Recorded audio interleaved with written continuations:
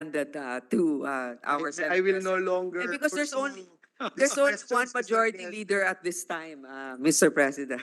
Yeah, Ano, may mga deputy pa pala. may mga deputy. But please proceed, please proceed. Thank you, Mr. President. Mr. President, distinguished colleague, this year, 2023, we started 2023 with a bang.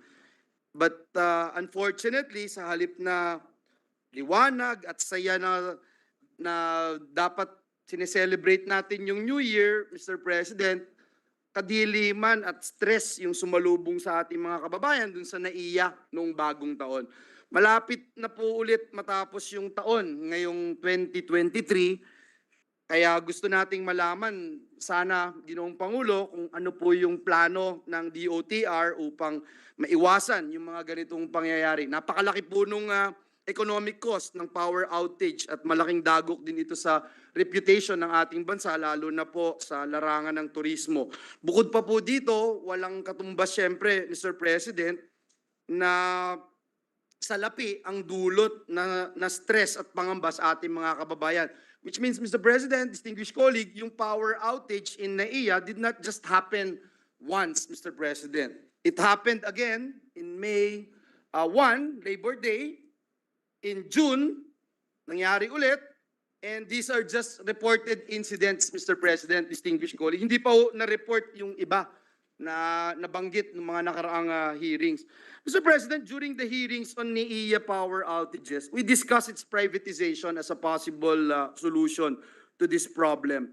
Ilang administrasyon na rin po yung pinag-uusapan ng NAIA privatization. 2014, nung una po nating marinig ito, inaaral po natin yung sa PPP Center, if I recall. In 2018, we got promising proposals, but the ball was dropped again, Mr. President. In September this year, sabi po, merong in-announce ang DOTR that magkakaroon ng deadline for submission, Mr. President, of bids for NAIA privatization. Tapos na-move na naman, Mr. President, from September, naging, if I recall, naging November, tapos ngayon, December 27 na daw po. And that announcement of winners will be done by the first quarter of 2024. So, Mr. President, to date, there are already 8 bidders. I remember, Mr. President, your airport, Mr. President, since I became a member of this August chamber, I have been hearing of your airport. I'm sorry, Mr. President, for the record, na highly disappointed ang ating leader ng Senado sapagkat 2016, nung marinig ko po yun, Ginoong Pangulo, and I was informed, I was looking at several airports in our country, and unfortunately, Mr. President, talagang glaring yung nangyayari doon sa airport sa Bukidnon, kung saan galing tinubuang lupa ng ating leader ng Senado, Senate President Mig Zubiri.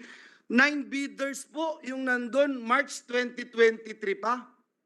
6 months na po, Ginoong Pangulo, ngunit wala pa rin na-awardan. Dito po, sa airport natin, 8 bidders na, Ginoong Pangulo. So, ang sa akin lang po, Mr. President, distinguished colleague, yung deadline namumove unto a later date. And because of that, people are speculating. And you cannot blame them. Meron bang hinihintay ang ating departamento? Ano po ba yung polisiya natin sa bidding, Ginoong Pangulo? Pagdating po sa mga ganitong tinatawag na urgent and priority projects, hindi po ba dapat pag sinabing priority, meron po tayong sense of urgency? Hindi po ba, Mr. President, hindi na po ako magpapaligoy-ligoy pa. Ito ho, 7-8 taon ko nang naririnig po sa inyo, yung sa airport po ninyo. E di how much more, Mr. President, yung ibang airport na kung sino-sino yung nagpupush at alam din nating priority.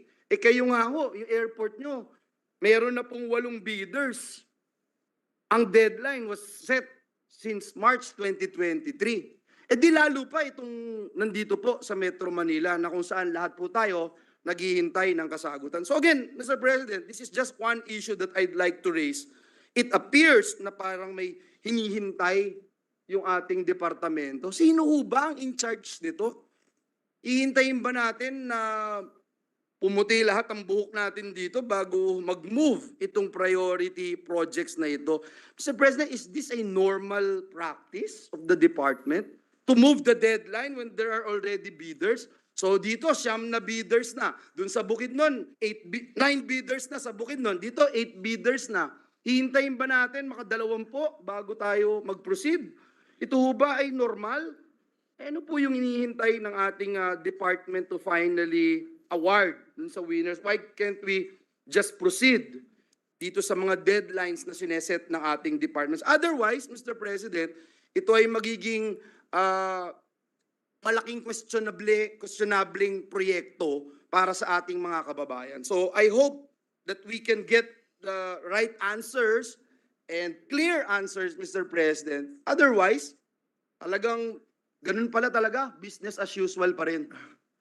Actually, Sorry, dahil Mr. President. binanggit mo, uminit ang ulo ko.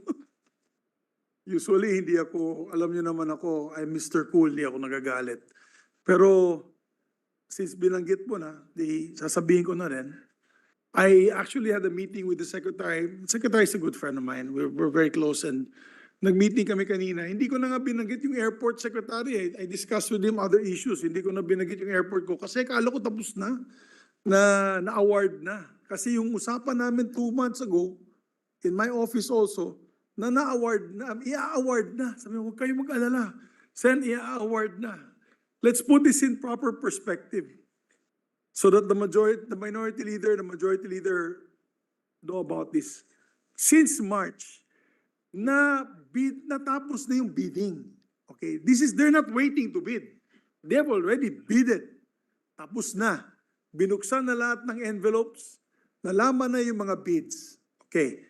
Siyempre, meron naman yan post-qualification. And we understand what post-qualification is kasi baka naman nag-dive at hindi naman sapat yung pondo para matapos yung project. Makikita naman nila kung sino yung nagda-dive ng ganun.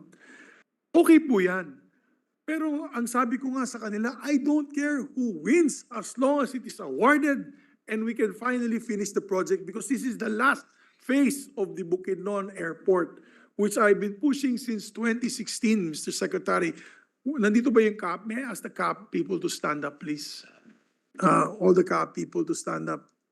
Yes, is that DG Tamayo? DG Tamayo is there? Wala. Why is he abroad? Why is DG Tamayo abroad? Isn't the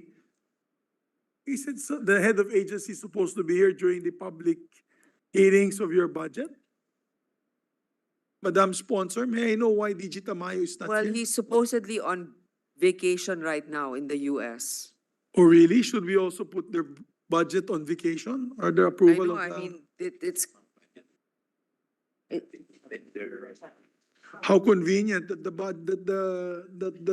my dear friend DG Hindi Tamayo dapat is not here. pinapaalis yung head of agencies pag There is a rule within the senators that if the head of agencies are not here, their budgets are deferred to a later date. May we ask the sponsor who other agencies are not here? heads Mr. of President, I agencies? think malakas yung loob nila kasi wala silang subsidy eh. CAAP has their own funds from... Baka ma-defer yung buong budget ng DOTR niyan pagkaganyan.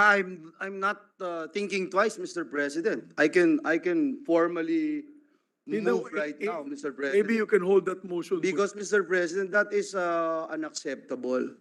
Um, They will give us the reasoning that they are on vacation during budget season. Anyway, allow me to finish my train of thought, my majority leader, on this particular issue. Is it proper that it would take so long to award a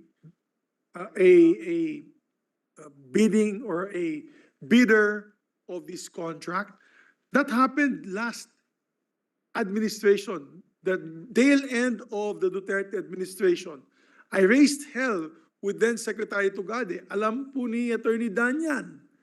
Alam na mga USEC niya yun. Sino yung mga USEC nung panahon nito sa Secretary Tugade? The young guys. Bobby Lim was there. No, Bobby Lim was late, was not there during the latter part. Si Dan Jun ba? Sino yung Dan Jun, nandyan. Then yung isa kasama mo, yung kanina, sa office ko, yung matangkad, yung mistiso. Nawala, he was here. I was so mad, I was so upset with that. Right away, they awarded the contract to the bidder. Ganon din nangyari. Binuksan lahat. Mr. Minority Floor Leader, your top-notch lawyer. Binuksan ang lahat. Ang tagal.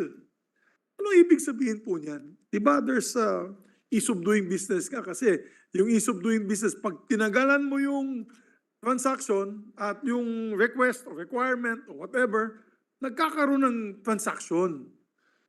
Tama-tama, bukas pa naman yung budget ng Office of the Ombudsman. Ombudsman Martires.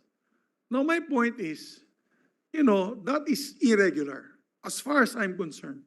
I don't care who is going to win. This is not only for my airport. Apparently, this is a phenomenon nandyan din si Senator Legarda sa airport na sa Antique na aswang na lang po ang, hindi na, I take that back. Pero yung wala nang lumilipad doon sa kanya. Yes, Senator May I Legarda be is recognized. recognized? Yes, may I be recognized, Mr. Yes. May I? Yes, you're recognized. Please Yes. proceed. Thank you. No, I commiserate with the Senate President on the delay of the airport because you raised it, yes. All of us have problems with the DOTR, particularly the very slow and ineffective implementation of projects. Because if I may, Mr. President, remind you, I was still on my third term. And as chair of the Committee on Finance, I knew the need for an airport in Bukidnon because by land from Cagayan de Oro Airport, it took you, 3-4 hours Yes. to Bukidnon. And so we put the first tranche of your 600 airport. million you put Yes, there. yes. Thank you for that. On my first year as chairman of finance. Yes. Naka 7 years na po, hindi pa rin tapos yung sa inyo. At ganun din sa Antique, alam naman to ni Secretary Bautista, I always call him. The delay, I think that was pre-pandemic yet. And now they're texting me details on, suddenly there are details now, Engineer Eduardo Mangalili, thank you sir, Engineer Art Baderas, they're texting my staff on the completion of key buildings, but so thank you. It's not the fault perhaps of the two engineers who I mentioned, I'm just reading the report of my staff, but this has taken so long, 2016 I think as well, Yes. the same time. I don't understand why it takes so long. I think, we demand that the DOTR explain to us so that we can explain to our constituency and the Filipino people the delay in the implementation of projects which are completely funded, obligated, allocated by Congress, and it takes 6, 7, 8 years and still not complete. Madam Chair, it is not an affront to you as defender of the budget. But I think we owe it to the Filipino people because pag kami po humaharap sa mga tao sa lokal, titignan nila, ba't ang bagal naman? Subiri project? Parang Maligarda project. They may think. SP na yan, ha? I'm Yes, Senate President, House and Majority pro tempore. Leader, and House Senate Yes. President. Hindi ko na ilusot. But of course, all of us know we have nothing to do as lawmakers with the implementation of the project. So I also want to understand why it takes 5, 6, 7, or 8 years for an airport to be built and still not complete up to this point. Then I received a text message on an update that the Antique Airport, however small, will not be operational until the third quarter na naman of 2024. When I was Congresswoman in 2019, they said in 2020, patapos na. Now they find a convenient reason and they say it is because of the pandemic. Tapos na ang pandemic, ganun pa rin. Now December or the third quarter of 2024. So what do we tell the people? But there must be a reason why we in government tolerate such delays.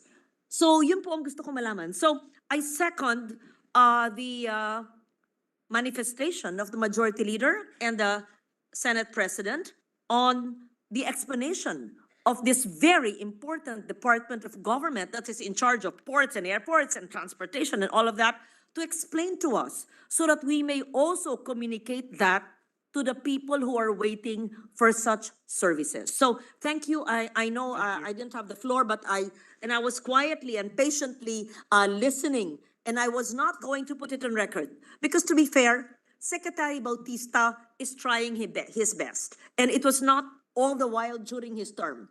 He's a very kind man. I feel his frustration. I know it can be exhausting sometimes, but we owe it to our people to explain. At ako po, nandito ako since 1998.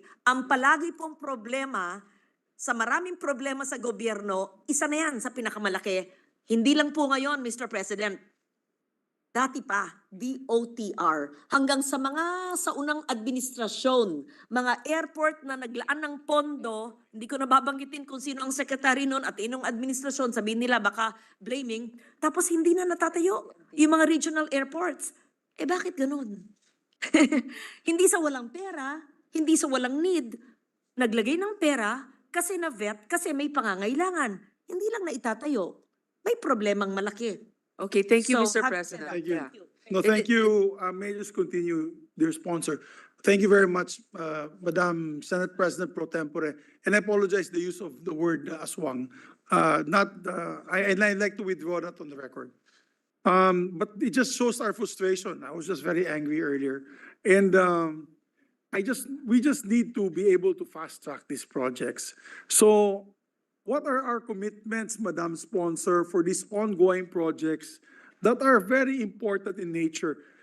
You know, the Bukidnon project is a gateway not only to Bukidnon, but to North Cotabato, to Llano del Sur through Wao, to Buda, Davao City. Alam ni Senator Coco yan, central yan. Tignan mo yung mapa ng Mindanao, yung Bukidnon nasa gitna. Nasa sentro yung Davao, yung Don Carlos. And as a matter of fact, ang Lagindingan Airport, when they did a survey, about 40% of the passengers come from that particular area. So it can be a hub for the center of Mindanao, central Mindanao.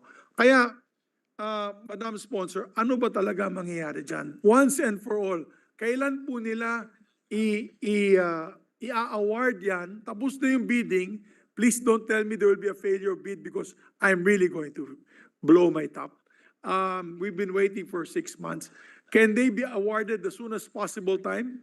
Wala akong pakialam kung sino manalo dyan. Okay. Basta may Yes. panalong na tapat at yung efficient, effective contractor that will be able to do the work of the completion of the airport. This is the terminal.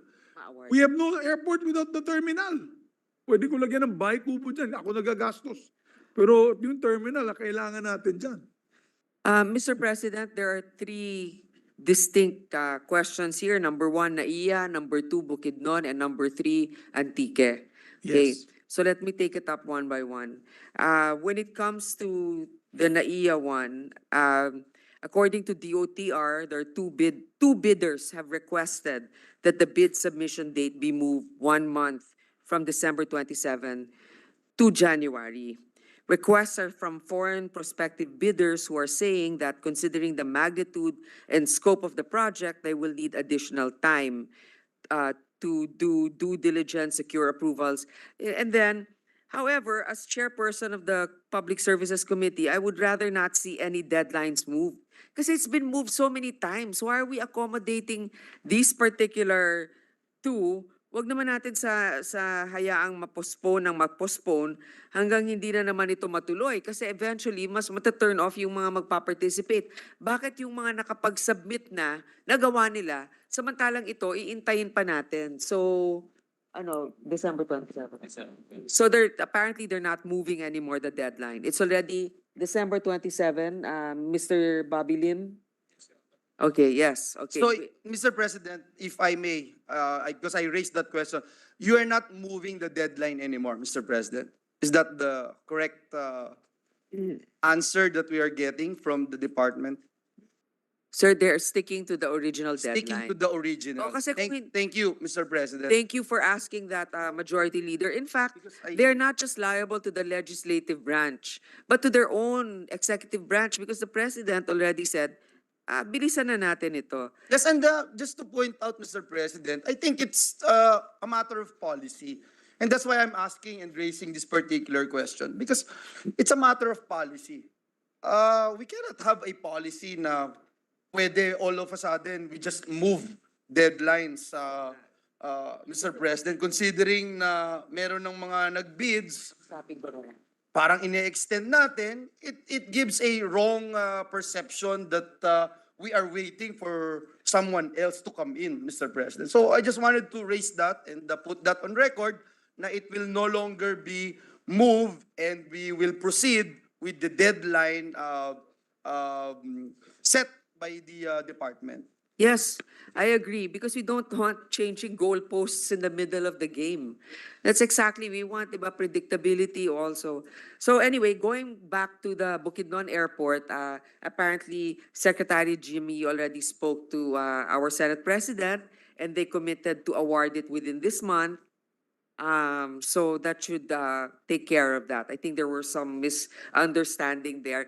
I think there's still some clarifications to be made with regards to the Antique Airport. I would like to request our pro temp to just take it up individually with our secretary. I think there's some concerns, maybe a local concern that can be resolved. On the Bukidnon Airport, Madam Sponsor, what date are you looking at? Kasi narinig ko na yan, end of the month, 2 weeks from now. I've been hearing that for the last 6 months. So, what date? Kasi the budget is until first week of December. So, pwede natin, di ba? Ano ba, Sec, ano bang ano natin? Ano bang pwede? Kasi na-bid out na, tapos na bid out na yan. It's just a matter of awarding. So, you're looking at 6 months of post-qualification.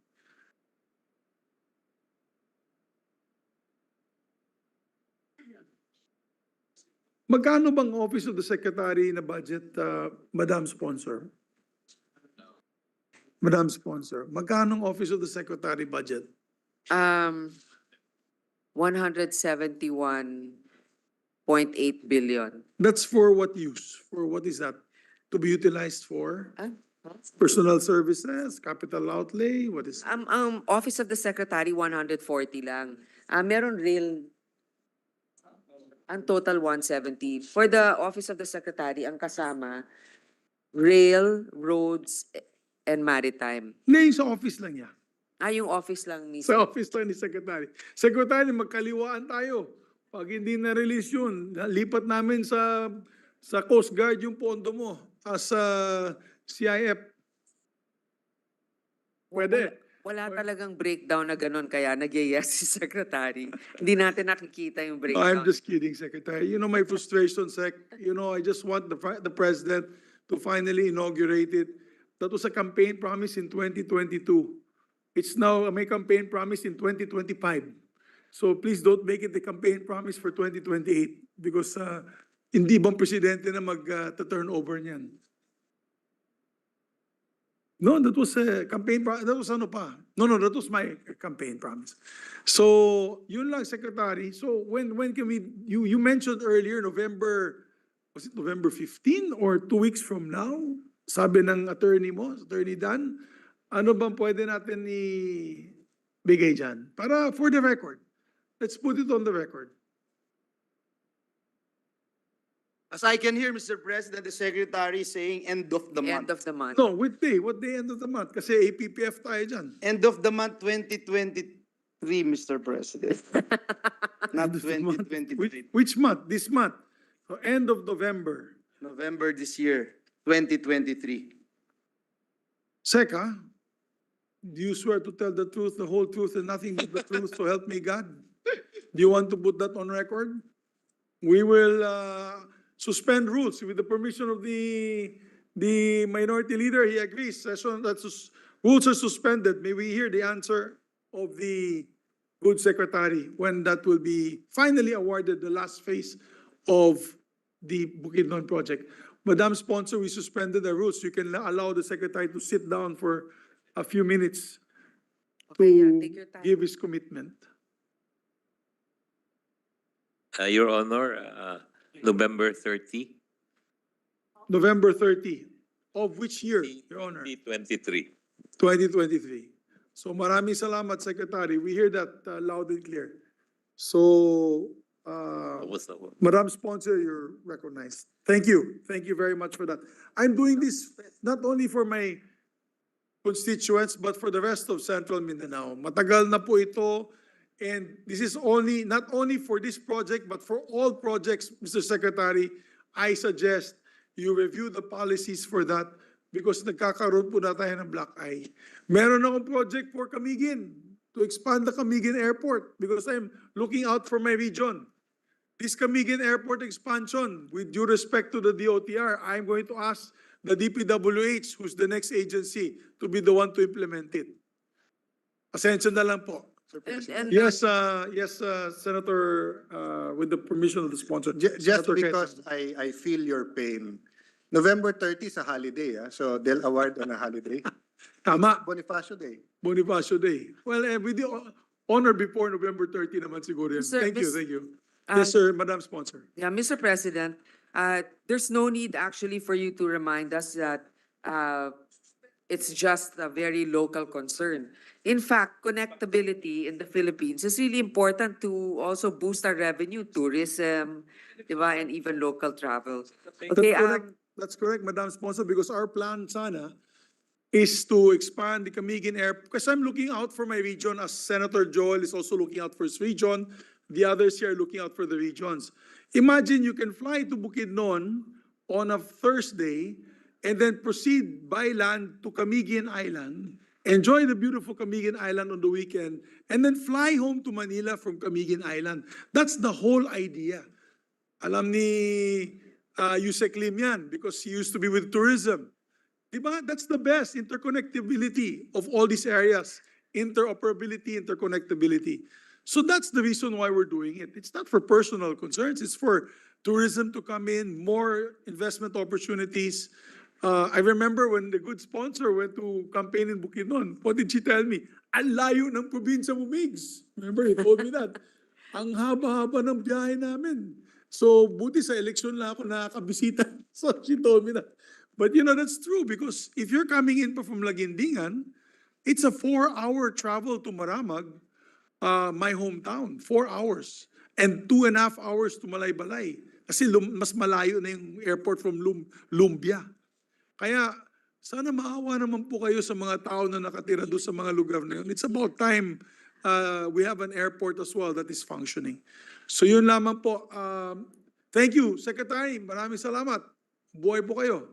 And to the members of the CAP, thank you. Mr. President, before we recognize the Deputy Majority Leader, do you want me now to move that we lift the Yes, yes, may you move and I approve it. yeah, to lift the rules, Mr. President, the suspension of the rules so that we can go back to our Yes, regular programming. regular deliberation of the budget. Yes. So move, Mr. President. There being no objection, motion is approved.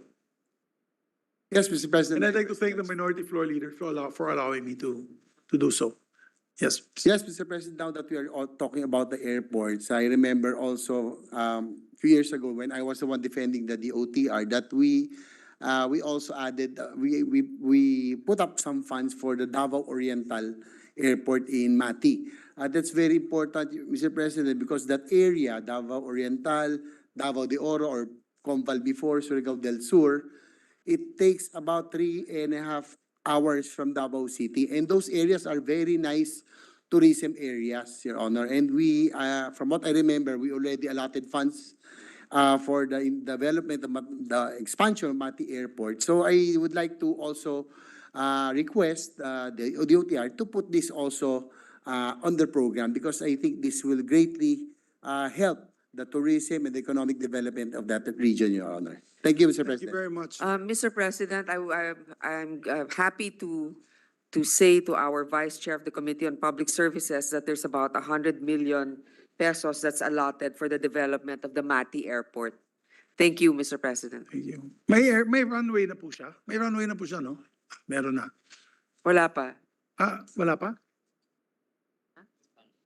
Mr. President, there is an existing runway, but it needs to be expanded so it can accommodate bigger aircraft, Your Honor. Okay. So it's just a runway extension. Makada. For and, Jet App. Terminal. So, Majority Floor Leader? Mr. President, to continue with these interpellations, the minority leader just mentioned to this representation that he will only ask two more bureaus, Mr. President, the Philippine Coast Guard and the what's the other one? Marina.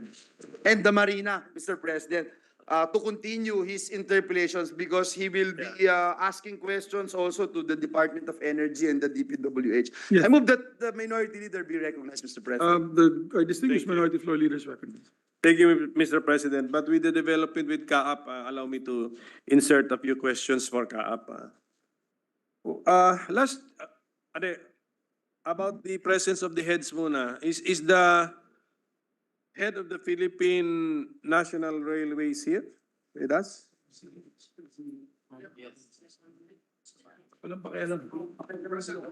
President. Who is the head secretary?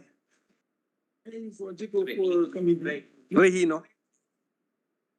Regino. Jeremy Regino. Yeah, he wasn't feeling well, so... Tama ba yan? Walang runway. Nag-CR. Nandito na siya. Kumain. Okay. PNR. Sige po. So they're all here except the CAAP head, and the reason is that they're not asking for any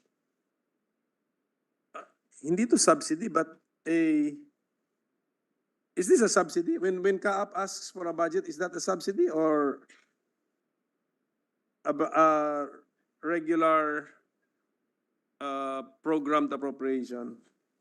Hindi, yung mga siya. Can you explain CAAP's nature to us? It's a BOCC. Okay, so it's a okay, the answer. Silang pakialam.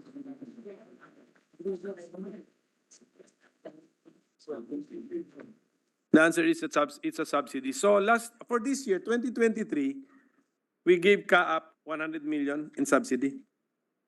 2023 GAA, tama? Yes, Mr. President. So for 2024, it's not asking for any subsidy. So It's not, but it's asking for support for the upgrade of their CNS ATM, their communications navigating surveillance and the air traffic management system. So in short, kung may malasakit yung head, siguro dapat nandito. Di ba? Kasi equipment nila yun eh. Pero what they're saying is, I guess for their operations, they don't really need subsidy from the government. but saan po nakalodge yun? Yung amount for those That's equipment? DOTR kasi naka-lodge yun. It's in the The department itself, not, is that capital outlay? yes. Si capital durable outlay. ano yan eh. So capital outlay in the DOTR budget. Okay, capital outlay. Okay. But who bids it out? In the procurement of that equipment, who bids it out? DOTR. DOTR, not CAAP. Okay. Sige po, so may we know the sources of revenue of CAAP? The sources of revenues actually from the commercial flights, the takeoff and landing, and then the airport concession fees, passenger fees, and air navigation charges. Did So marami CAAP silang submit, sources. did CAAP submit its corporate operating budget to the committee or to the subcommittee for 2024?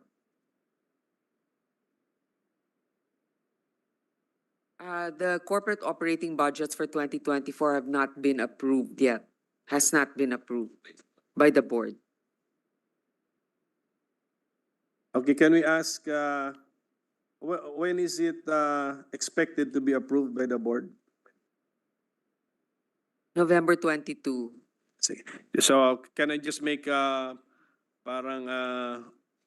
standing request that as soon as the corporate operating budget of the CAAP is approved, that it should be submitted to the subcommittee and to the rest of the senators so that we can take a look at it. Kasi in lieu of, wala sila sa GAA. So we can take a look at their corporate operating budget. Yeah, yes, Mr. President, I will make that request. I request. Can we relay it to our head? So that, who's the head of CAAP? Yeah, DG Tamayo. So if you can just relay it to DG Tamayo, that we are requesting that. So, okay, Mr. President, so thank you for that. Marina, the committee increased the budget of Marina by 100 million. May we know why, Mr. President? Mr. President, there are a lot of, Marina has to comply with the international maritime standards for accreditation. They have to upgrade also. Yung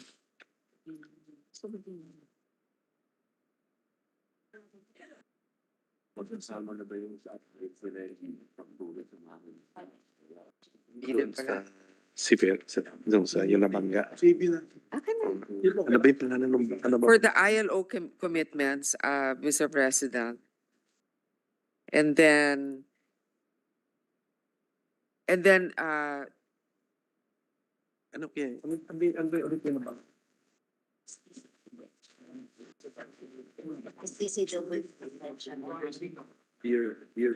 For our international. Yung binanggo ng Marshall Islands. Marshall Islands. These are for our international. ba't wala ba ito lang sa paper? Expanded, pero yun yung short answer. Bigyan mo sa akin. It is basically so that we can comply with our agreements for the ILO, the international conventions for seafarers. As you know, recently we were actually at a scare that we have not complied, but part of it is conducting. Ito lang yung tatlong convention. So the EMSA, the ILO, and STCW. So ano to, mga Yes. training of what? Standard retention. I know the international conventions, but I Sino yung nabangga na Philippine Army? know, but then what? You're training our sailors? What?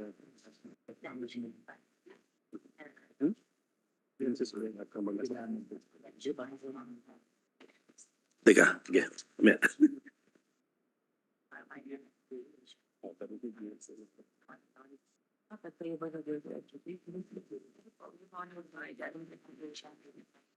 Mr. President, I am told that it's to upgrade their computer system in the issuance of their maritime seafarers identifications. It's also for the enhanced monitoring of the different maritime schools and also in the continuing education and retraining for the compliance of the international standard requirements by the EMSA, the ILO, and the STCW. Sige. And that all those will cost us 100 million, Mr. President. Sino ba in charge din? Marina is a recipient of confidential funds. Yes, but then for their confidential funds, it's actually been 600,000 was retained from the NEP. The initial NEP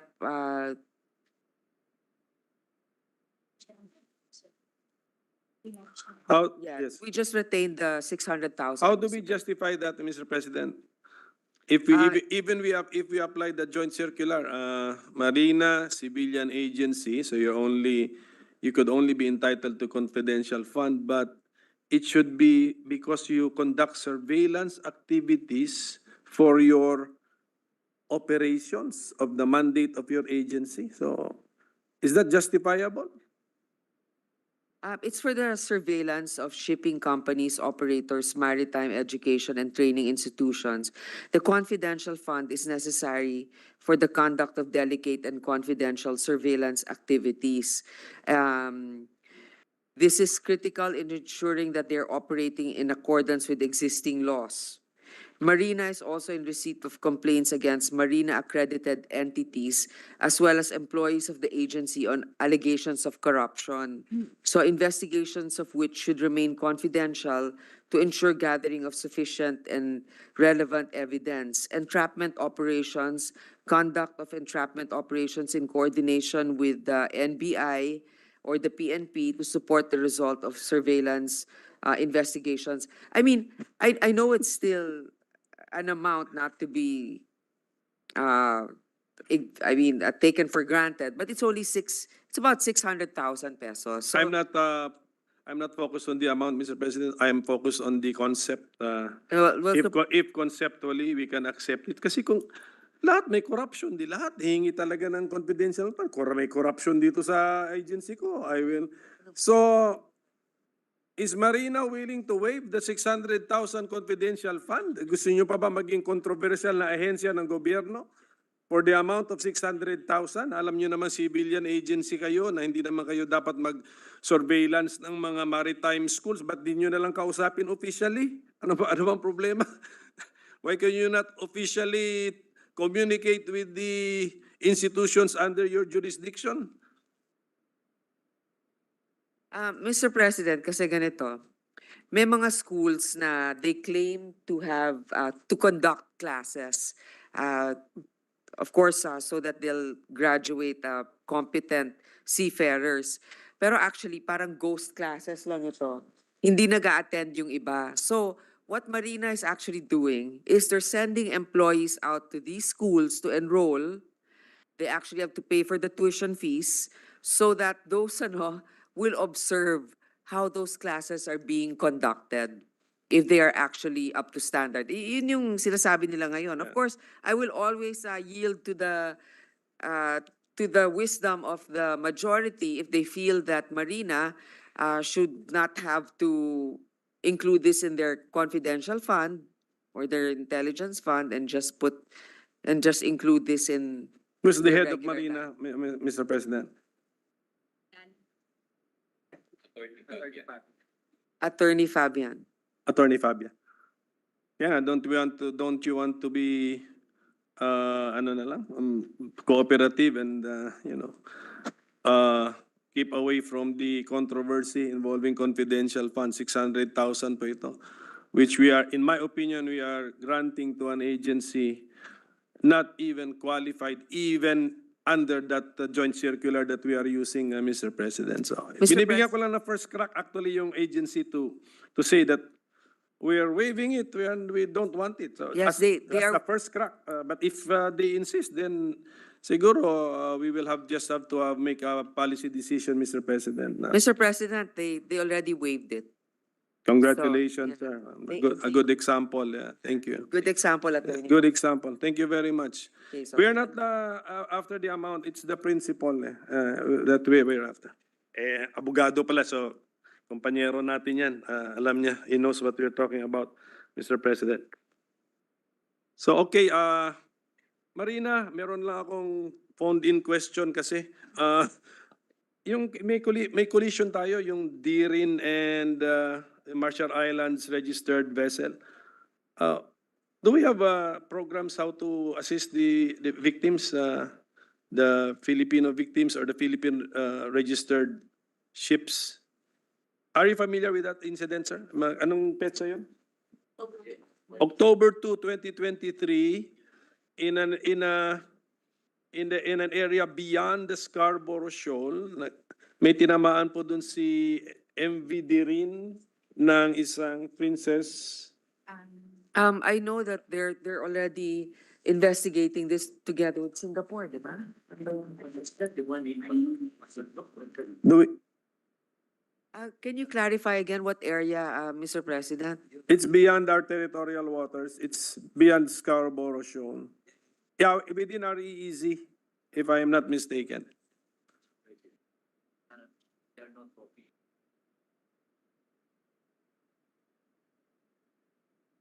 Pero actually, So we are actually the Coast Guard. As regards the claims that they're we have the Pacific Ana, hindi pa nag-princess. specific size of them or how we pay for compensation. Tayo magko-compensate? I know, ma'am, the ship owners compensate the fisher. Sino ba yung ship owner? For it, So where are we filing the case? right now, ma'am, we're still in the investigation in this part. Last na lang, Davao at saka Mr. President, Kasi it wasn't in our territory. TCG.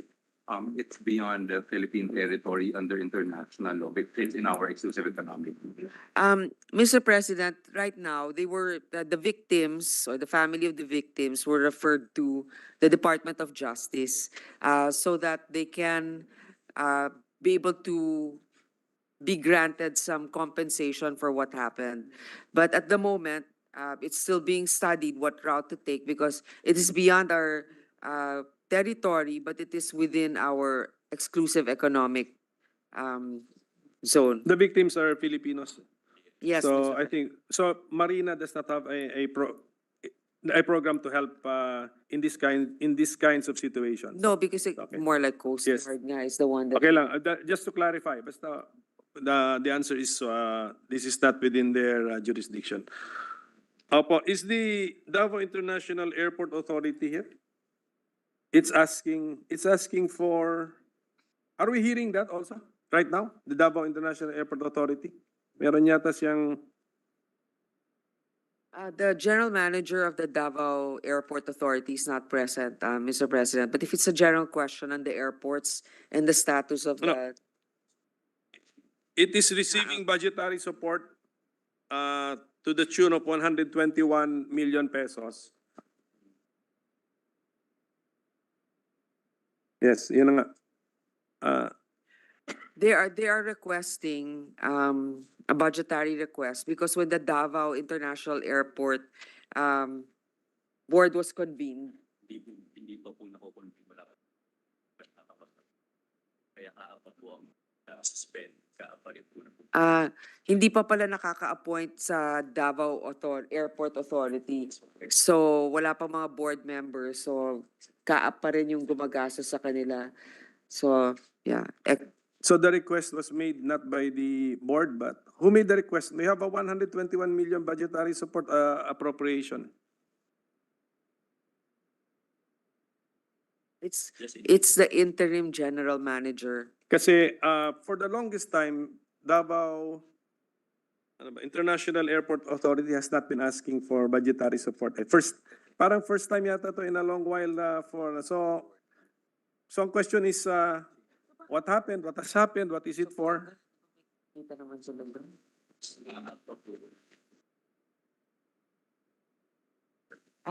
Nata-turn over lahat. Okay. Yes, pero nakonvene lang siya. Okay, since there's no airport authority yet, yung board, everything that's being earned by the Davao International Airport reverts back to CAAP. Opo, ngayon, And so now they're asking, equity contributions lang daw. Equity ko. they're asking for equity contributions. Equity? Pero since ma'am, hindi pa so that's all about the matulog po kami for kahapon po muna yung revenue. So we maintain them hanggat wala pa po silang working board. This is for the report system maintenance program. Okay. In the National Expenditure Program for 2024, the amount of 121 million is proposed to cover the national government's contribution to the capital of the Davao International Airport Authority pursuant to Section 9 of RA 11457. This amount is intended for the airport system maintenance program, which marks the first budget for the recently established corporation under the General Appropriations Act. Kasi bago lang pala itong GOCC na to. So ngayon lang na napondohan dahil they just really Hindi pa nga sila nagko-convene, di ba? Okay, so bago pala ito. So I was on the wrong impression na matagal na po yung airport authority existing. So, but the airport has been there for a long time. So that was under CAAP. Okay, so thank you for that. And So, noon kaap ang nagbibigay. okay, Ngayon, we changed the governance. The governance of the airport. That's in short, that's what we did. So thank you for educating us, Mr. President. That explains it. So, okay na. May transition. So, Mr. President, my last topic for the DOTR family would be the saving the best for the last. Siguro nahulaan na nung the men in blue kung sino yung tinutukoy natin ng the best in the DOTR family, Mr. President. Okay, so we gave them, I think we also increased their budget, Mr. President, by 1.35 billion pesos in our committee report. If we could just give the reasons why we increased their budget by 1.35. yes, Mr. President, first we'd like to introduce to you the new commandant of okay. the Philippine Coast Guard. We have Admiral Ronnie Gavan. He's Gavan. here. Okay. He's replaced Abu. Abu, right. Mr. President, just to give you a summary of why we increased the budget, they spent about, just for fuel, about 500 million. Ships and increase in personnel. Pero itong 500. 500 million, di ba? 600 million. Very quick. Mr. President, just to maintain our ships and our boats, we spend about 500 million pesos a month on fuel alone. Okay? Tama, per month?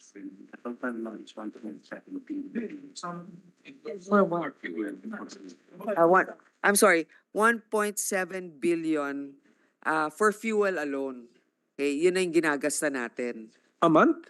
A year. Okay. Not to mention, when we had a meeting with the Coast Guard, we found out that a lot of their ships are inoperable because they're not being maintained. Wala silang pera for maintenance. The recommendation is they should be maintained every month and then dry dock at least twice in 5 years. Yung overhaul ng inspection.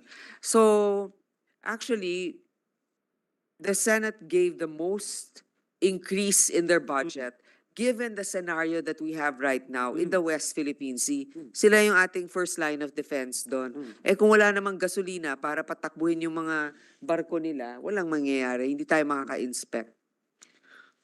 Yes, actually, recent events have shown us the importance of the Philippine Coast Guard. So, West Philippine Sea, nung pandemic, kayo rin, anong ginawa ninyo? Kayo nagtao sa mga airport yata, at saka and then every day, bago payagang, maglayag ang mga barko, the Philippine Coast Guard is there to also, do you give the clearance for the trip?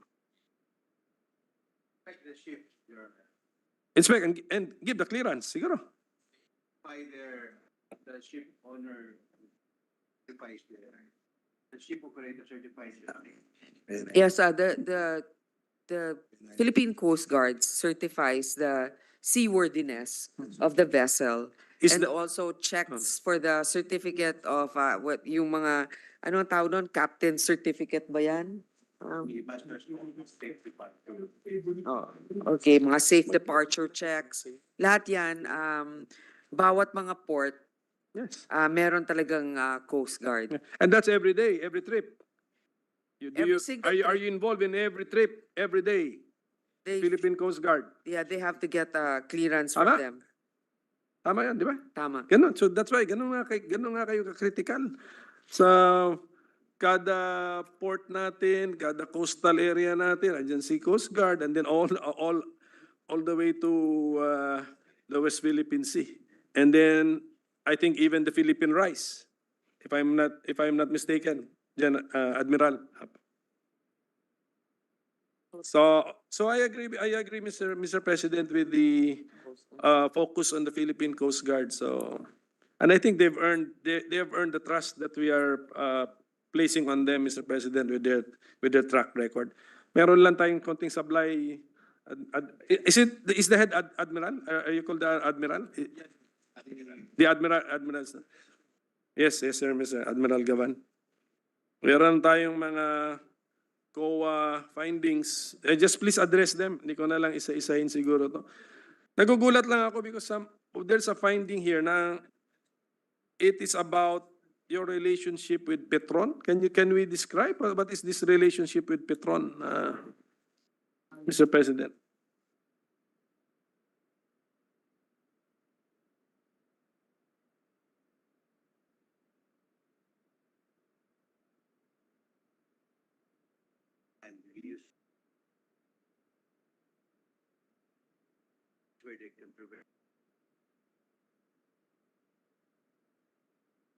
Binibigay sa inyo, pero kailangan ng bilang Okay na.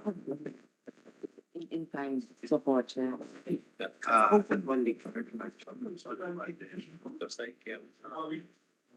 Machines that we need, motorcycle. So meaning, if you buy gas from them, you get points. Yes. Okay. So parang, actually it's a business arrangement, no? A capitalist arrangement. In order for this company to win the contract or the loyalty, let's say, of a particular government agency, they give rebates. You can't blame them, di ba? If they, wala naman tayong sinespecify na you're supposed to buy it from this. Pero may mga bidding yan, di ba? Dapat. So, they won the bidding, right? Pero ang nangyayari, if you go to this particular fuel provider, after you go a certain number of times, you get rebates. So nagbibigay sila ng sasakyan, nagbibigay sila ng motorsiklo, in exchange for your loyalty. Doesn't COA have any opinion on such an arrangement? Hindi naman because they've won the bidding process. They supply it at an amount that we have approved. The rebates are considered donations Donation ba yan? to the agency?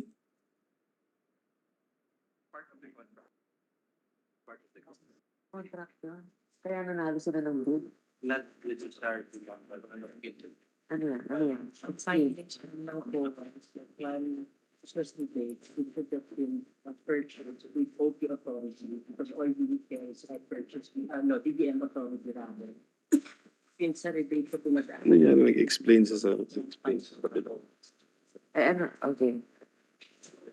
Dinilist na lang nila. Tapos comply na ako. Okay.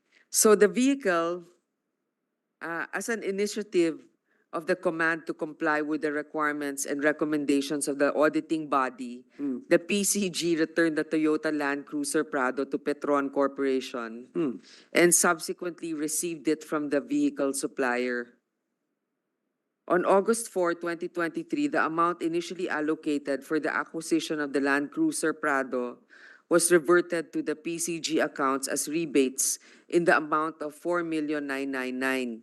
As of 31 August 23, the Land Cruiser has been successfully delisted from the PCG books of accounts by CGASO. So basically kasi the finding of COA nga, hindi pwedeng mga rebate na ganon. They have to be able to get the approval of DBM to acquire it. So ang ginawa na lang ng dahil nga disallowed yon in a way, they returned it na lang. And then the money was rebated.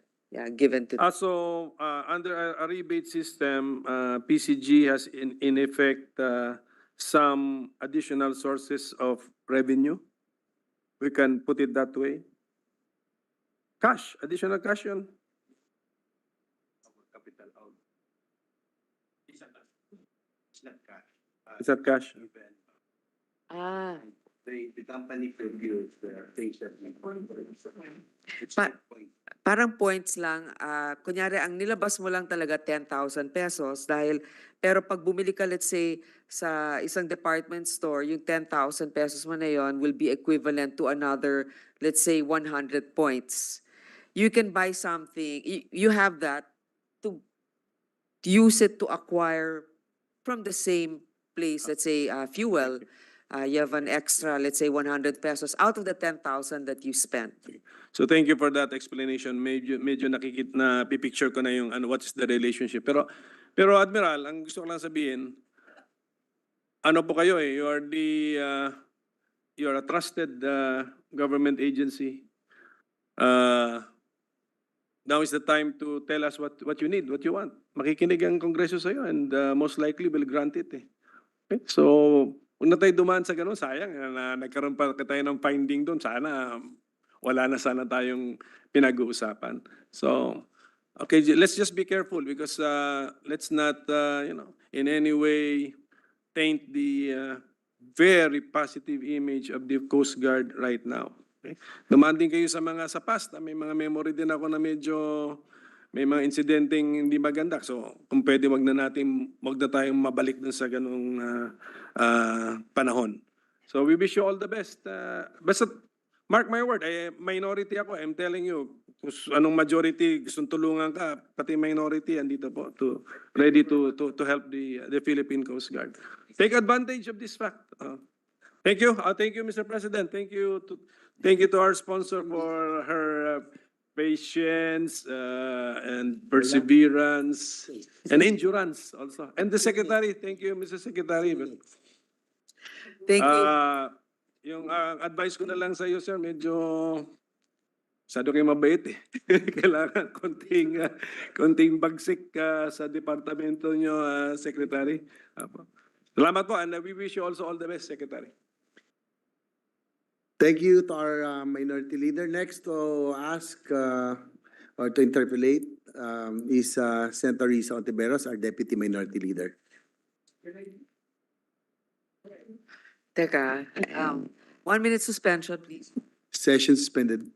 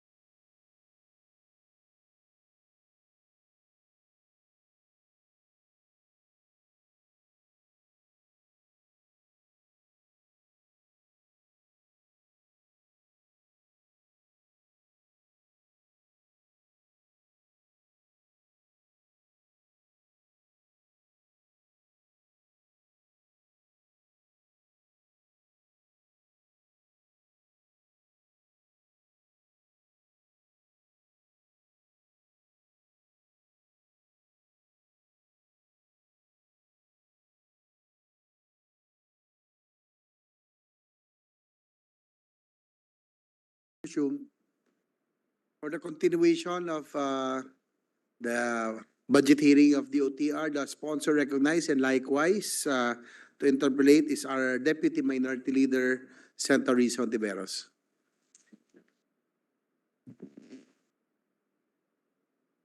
Salamat, Mr. President, at magandang gabi sa good sponsor. As I told the good sponsor, in the interest of time, yung mga tanong ko sa DOTR, which originally were 13, then I compressed into 7, kinompress ko sa 3 na lang kasi 3 paksa. So I'll ask the questions per topic in a batch para sa yung lahat ng pagsagot ng good sponsor, and then any longer responses I would just simply request in writing. And then yung mga tanong ko sa Philippine Coast Guard, 7 siya, pero na-compress ko lang sa 6, pero simpleng point lang naman. I'm sorry, Mr. President, good sponsor. Is the PCG commanding, the Admiral still here? He just took a health break. Yes. All right. Thank you, good sponsor. All right. If I may proceed first with the DOTR. So yung unang paksa ko po, yung preventing a possible December transport strike. So jeep drivers or operators and the PUV modernization. The DOTR Secretary recently announced that there will be an additional 120,000 pesos subsidy for transport cooperatives that will take out loans for modern jeeps. This will be on top of a 160,000 subsidy that has previously been promised. So ito po yung mga tanong ko dito, Mr. President, good sponsor. Will this be enough to render cooperatives bankable as they try to acquire modern jeepney fleets? Is there an analytical study vetted perhaps by the DBP and the Land Bank that can be shared with the Senate at doon din sa PUV modernization stakeholders? Pwede po bang magkaroon ng kopya ang Senado? At noong 160,000 pesos pa lamang ang subsidy, may mga pagtatansya na 50 to 60 billion pesos ang kailangan upang lahat ay mabigyan nitong subsidy. Pero ngayong nag-anunsyo ang secretary na 280,000 pesos na ang subsidy, kakailanganin po siguro ng hindi kukulangin sa 80 billion pesos para sa PUVM subsidy. May sapat po ba na budget para dito para sa 2024 o para sa mga susunod na taon ang DOTR? O meron po kayang multi-year obligation authority na aprobado ng DBM para dito? At yung huling tanong ko, good sponsor, tungkol dito sa PUV modernization ay dahil may naisip akong panukala, pang special provision, Madam Sponsor, na pwede siguro nating ilagay at ipilot ng DOTR. At ito yung, dahil malaki din naman itong dagdag na subsidy, hayaan kaya natin ang DBP at Land Bank na sila ang magsabi kung ilang bagong sasakyan at sa aling ruta ang sa tansya nila ay pwede nila ngayong bigyan ng pautang nang hindi naman malulugi ang bangko. So yun po yung mga tanong ko, Mr. President, good sponsor, kaugnay ng PUV modernization. Ang Land Bank and njoy, sila naman po yung nag-return ng Australian Bank. We submit to them, pero on the basis nila, so, Wala pa kayo na. marami na po na meron na tayo na sa 9% pa lang eh. yung pong meron po tayo sa banks na in process. Kaya lang hindi pa nila nabibigyan. Madam Spon, Mr. President, if I may be candid about this is the reason why we have given them a zero budget. Because for the route LPTRP, which is the route rationalization, napakababa pa ng porsyento ng sinubmit nila sa atin. Okay, so the condition of a bank, especially the Land Bank and the DBP, is before they release the loan amount, the drivers have to present a valid route, approved route rationalization plan for them. Eh wala pa nga yun, hindi pa nabibigay ng DOTR sa lahat. Mababa yung percentage. Pero ang sinasabi naman nila sa akin ngayon is they need the initial budget now so that they can encourage more drivers to join the cooperatives. Yes. Okay, now, let me just differentiate. In the modernization process, what the secretary is telling us, the deadline for December is not necessarily the phase out of the PUV or the jeepneys. It's just a deadline for them to consolidate and join a cooperative. So, not to belittle the different organizations that would like to strike, because in fact that is their right to strike. We've seen that it's true that there are already a lot of cooperatives that were formed, that whenever there's a threat of a strike, we're not really totally paralyzed, as in the past. Now, that shouldn't be the only reason why we will not hear the sentiments of all the members of the sector of the public utility vehicles. There is really a valid reason why they feel there's injustice. That's why this chairman is also being careful not to release, not to approve or recommend the budget unless we get a firm commitment from the DOTR that they will really take care also and transition to a just and humane PUV modernization. Yes. So, is it possible, Mr. President, good sponsor, na ano kaya mag one more pitch for the year ang DBP at Land Bank? Meron kaya silang analytical study that would show na, pero kino-confirm po ba, Mr. President, ang good sponsor na sinabi ng DOTR Secretary na tataasan po sana yung subsidy? Yes, Yes, from alright. 210 to 280,000. Yes. Now, Mr. President, in fact, the Land Bank and DBP will grant the loan as long as there's a route ration, the LTPRT, Okay. the LTPR, the LPTRP, as long as they have that. So now we are actually we are pushing the DOTR to release it already. But they said that it's in conjunction with the local government units before they can submit. Eh yung mga ibang LGU hindi pa nakaka-comply. Kaya hindi pa sila nakakapag-bigay sa lahat. Opo, Mr. President, good sponsor, at parang nade-deja vu ako ngayon dahil pinag-usapan din po natin ito nung budget plenary nung nakaraang taon na ang kahirapan naman ng ibang mga transport co-ops ay halimbawa kung hindi nila kasundo yung chair ng Committee on Transportation dun sa local government unit nila.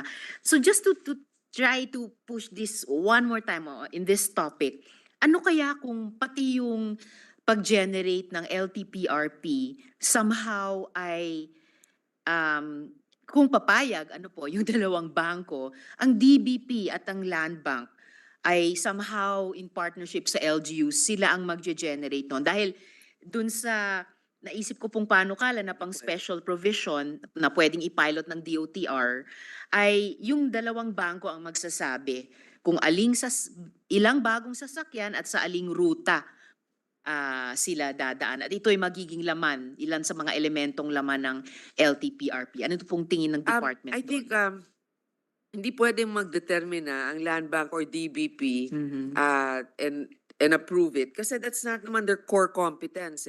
Sila lang is if they will be able to recoup the money that they release in terms of the loan. So I think maybe it's even better to request Land Bank and DBP, mag-release na lang kayo, basta nag-consolidate na sa co-op, kahit wala pang LTPRP. Diba? Opo. Mag-release na lang sila. Although, wala naman kasi yan sa powers ng DOTR to compel Land Bank or DBP. So maybe, Mr. President, our colleague here is right also to ask, maybe we should meet with Land Bank and DBP. Diba? Yes, good So there's sponsor. no May panahon pa stalemate bago of- Disyembre. bago Kasi, matapos ang Disyembre. kasi nga, yung ibang LGU hindi pa nakaka-comply. Yes. So wala talagang marerelease ang DOTR na route rationalization plan in a certain area. Mag-release na muna basta nasa kooperatiba na yung legitimate recognized cooperative, yung mga drivers na yon. Mr. President, ako po'y nagpapasalamat at nagpupugay sa good sponsor for, proactively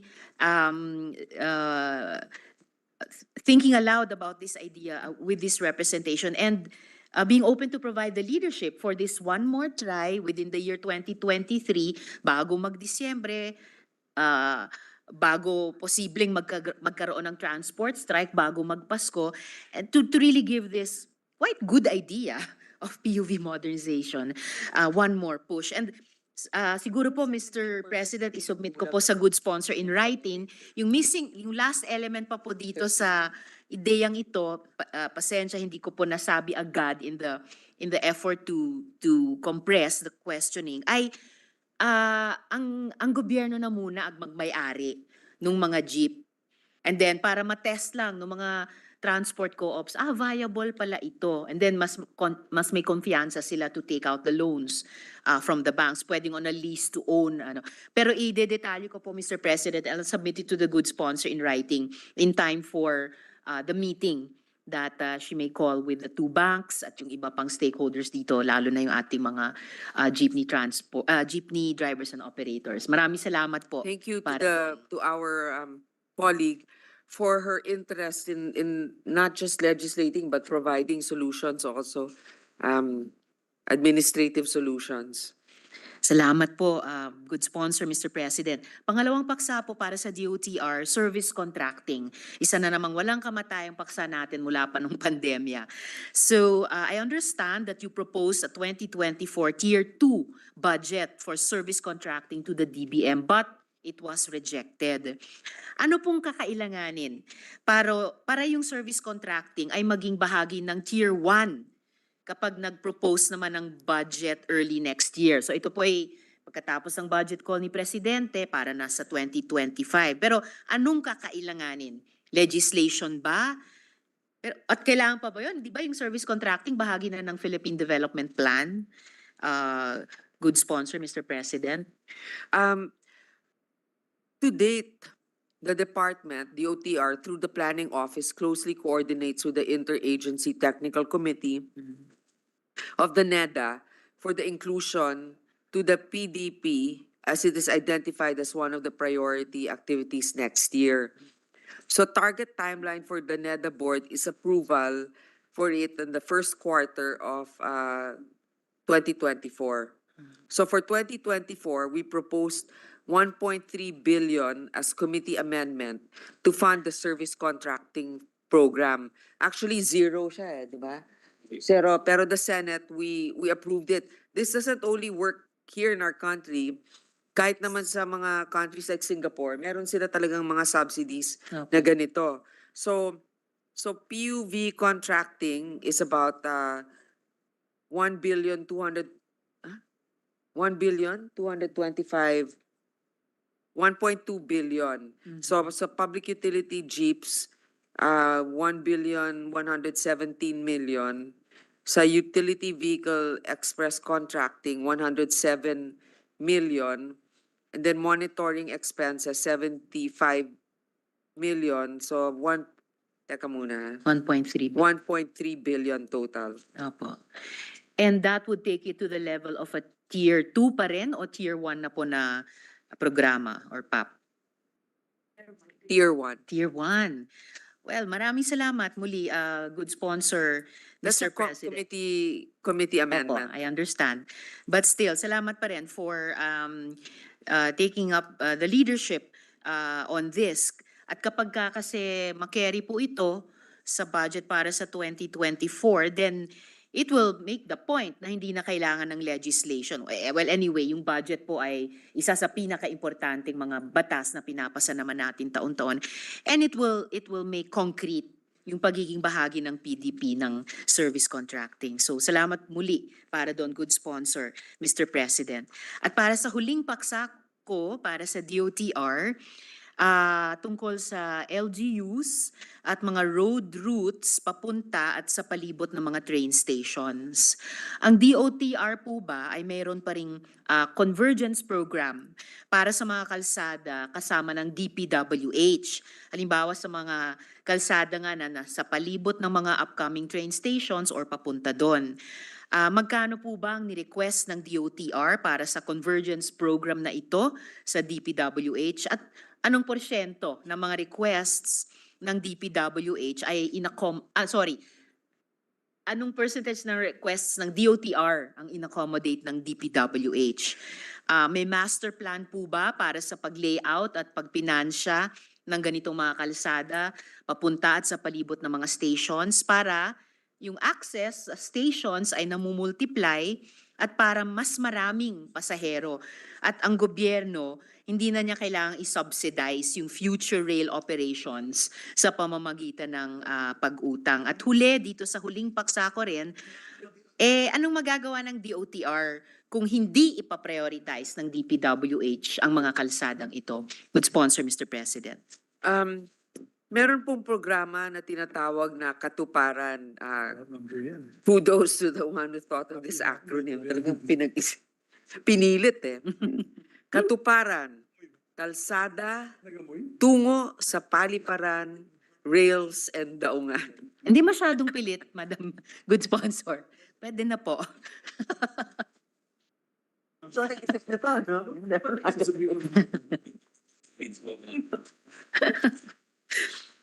Sana ganyan din kasigasig yung mga nag-iisip ng mga acronym no? It's a convergence program between DOTR, DPWH, wherein DPWH develops road projects to connect to DOTR airport, railway, and port projects. Note, however, that construction of roads leading to upcoming train stations is within the ambit of the DPWH. Yes. So as of February 2022, meeting with DPWH, the implementation of Katuparan was announced to be developed from DPWH to the LGUs following the Bandanas ruling. Oh. So they presented that no projects will be requested after 2023. So parang yung nangyayari ngayon dito, dahil nga sa Mandanas ruling, sabi ng DPWH, o di kayo na yan kung gusto ninyong maging maayos dun sa lugar ninyo. Kaya siguro in some areas, di ba, meron yung, I think in Cavite, di ba, yung Kaibigan? Anyway, parang nagiging local initiative. Kaya siguro, good sponsor, Mr. President, may impormasyon ako na yung Katuparan Convergence Budget is the smallest compared to DPWH convergence with other agencies like the Departments of Tourism or Agriculture. Baka kailangan natin kumbinsihin ng DPWH, bigyan ng mas mataas na prioridad at budget considering kung gaano ka importante yung hindi lamang isa kundi several modes of transportation at yung mga networks nun para sa pagpapaunlad ng ating bansa. Magkano yes, Mr. Madam. President, just to add to that, Opo. I understand the sentiments of our colleague. However, DOTR is not really in the business of constructing roads. This is really something that should be taken up with the DPWH. On the other hand, like the DOTR, what they are trying to do in terms, kasi it has to be a moving vehicle, either land, sea, or air. They have provided, for example, the MRT from the airport connectivity of the Metro Manila subway was actually expanded to be able to reach NAIA. So yan meron connection doon. That's a DOTR initiative because it's within their mandate and their purview. But the concern of our colleague here, Mr. President, I think it really should be pressed upon the DPWH to consider it. Okay. Well taken. Good sponsor, Mr. President. I wasn't planning to interpolate the DPWH, so maybe I'll just add it to I'll just offer it to the minority leader when he interpellates the DPWH. So with that, and unless the good sponsor would like to ask the department to submit more in writing on my 3 topics, that's all I have by way of questions for the DOTR. So dako na lang po ako sa mga huling tanong ko sa Philippine Coast Guard. Mhm. So the Philippine Coast Guard is facing a very difficult challenge from the Chinese Navy, Coast Guard, and maritime militia in the West Philippine Sea. Even just the Chinese Coast Guard alone overmatches almost every navy in the world. So ano pong force levels at structure ang kailangan ng PCG para i-counter yung Chinese government's peacetime use of force in the West Philippine Sea? At paano sinusuportahan ng next year's budget yung layuning ito? Ang PCG po ba nakapag-develop ng roadmap o plano para i-modernize at i-enhance yung capabilities niya? Good sponsor, Mr. President. On the first question, how if we have a roadmap, we are currently developing a roadmap in harmony with that of the department. So we can come up with proposals. The force structure,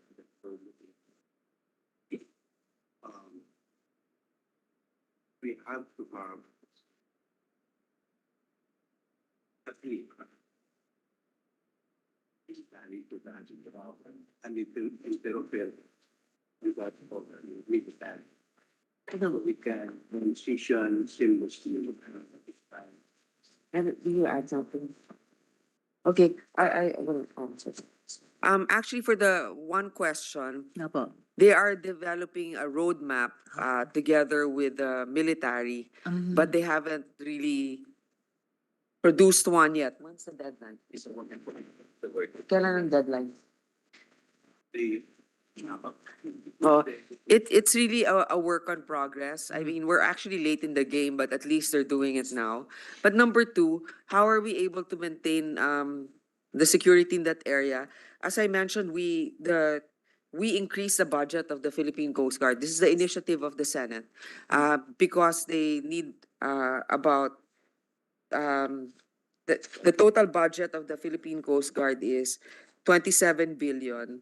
We increased that because of their about 100 something million a month on fuel alone. Yes. And then they also need 600 million for the total of, they also need for repairs. I don't know. 563 million for dry docking repair of PCG vessels, 600 million for fuel requirement of PCG vessels. That these are supplementals pa. So actually yung amendment na binigay ng Senate magkano? 1.3 billion additional. Thank you, a good sponsor, Mr. President. It's good to hear that indeed PCG is developing a roadmap in cooperation with the Armed Forces of the Philippines na meron ng sarili nilang AFP modernization program. And I suppose yung force levels at structure ay mapapaloob doon. And so we are well-minded year on year na masuportahan yung mga layunin nung roadmap na yon every year sa pamamagitan din ng budget. Mr. President, I would like to add that right now we're all focused on the West Philippine Sea and defending our territory. But actually, the Coast Guard is also combating illegal fishing, piracy, terrorism, illegal drugs, smuggling, human trafficking activities in Philippine waters. So, in a way, kasi parang peacetime patrol sila eh. So, first line of defense natin sila ngayon. Apo. Salamat, good sponsor, for that reminder na mas madalas naririnig ngayon ng mas maraming Pilipino mula sa Coast Guard na tama, urgent yung sa West Philippine Sea pero actually binabantayan din nila yung ating karagatan all over the archipelago at kaugnay ng iba't ibang ganitong mga issue na sinabi ng good sponsor. So, in relation to that, yung susunod kong tanong, what resources have been devoted to enhancing yung maritime domain awareness sa ating karagatan? I'm sorry, the question. again. Anong resources ang dinedevote ng Philippine Coast Guard sa pag-enhance ng tinatawag nilang maritime domain awareness sa ating mga karagatan? Okay. They are requesting for an executive session to detail that. I think we understood. We don't want to spell out our line of action. Very well taken, good sponsor, Mr. President. And looking forward to that executive session. So sa susunod kong tanong, the Chinese maritime militia has done irreparable damage to our coral reefs through poaching and participation in large-scale reclamation and island building. Pwede ba tayong at least mag-develop ng capability na i-disrupt yung mga activities ng Chinese government maritime militia? We can discuss it in the future. Kasama na po sa executive session. Good sponsor. Well, very well noted as well. Ito, well, kung kasama man sa executive session, pero i-put on record ko na lang at least yung tanong. The PCG is also developing an indigenous maritime surveillance UAV, the Dodeca Hybrid VTOL drone. Paano pwedeng masuportahan ng Kongreso ang pag-develop ng isang domestic defense industry in general at suportahan din yung improvement ng Dodeca drones capabilities in particular? Mr. Mama, I'm not aware of that drone program. But if we are to be asked how the Congress can amend the procurement. The Coast Guard's not really aware of that particular program that you mentioned, but just a suggestion for us to be able to compete and get these equipment that we need, maybe we should amend the procurement law.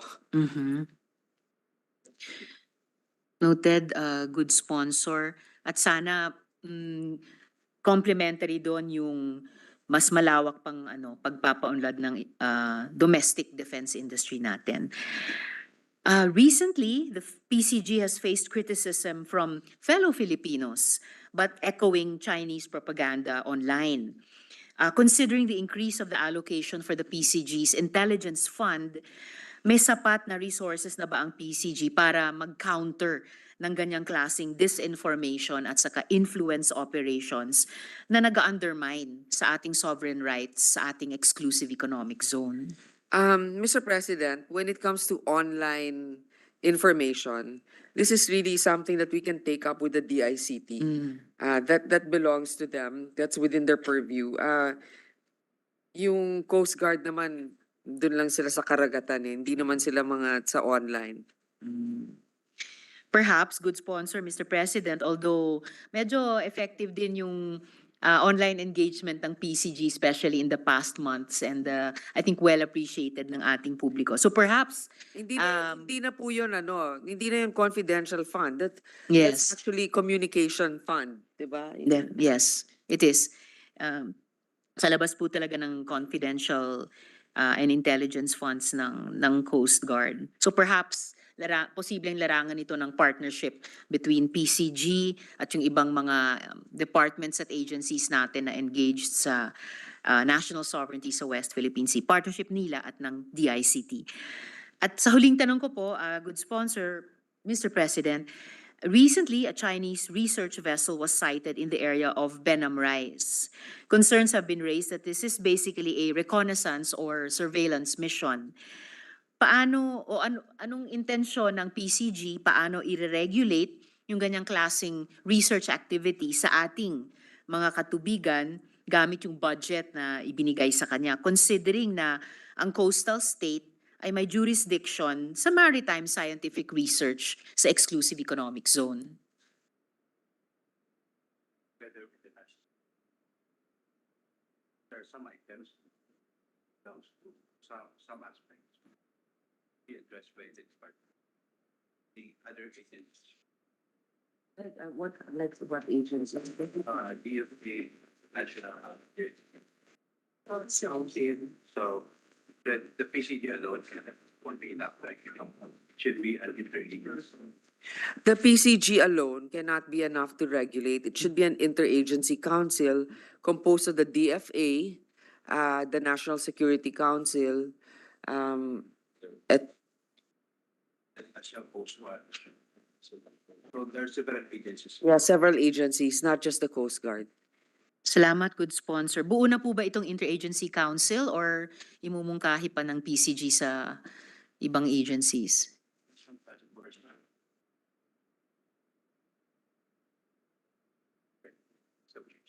Okay, the National Task Force for the West Philippine Sea is already established. Yeah. But when it comes to the issue of the Benham Rice incident,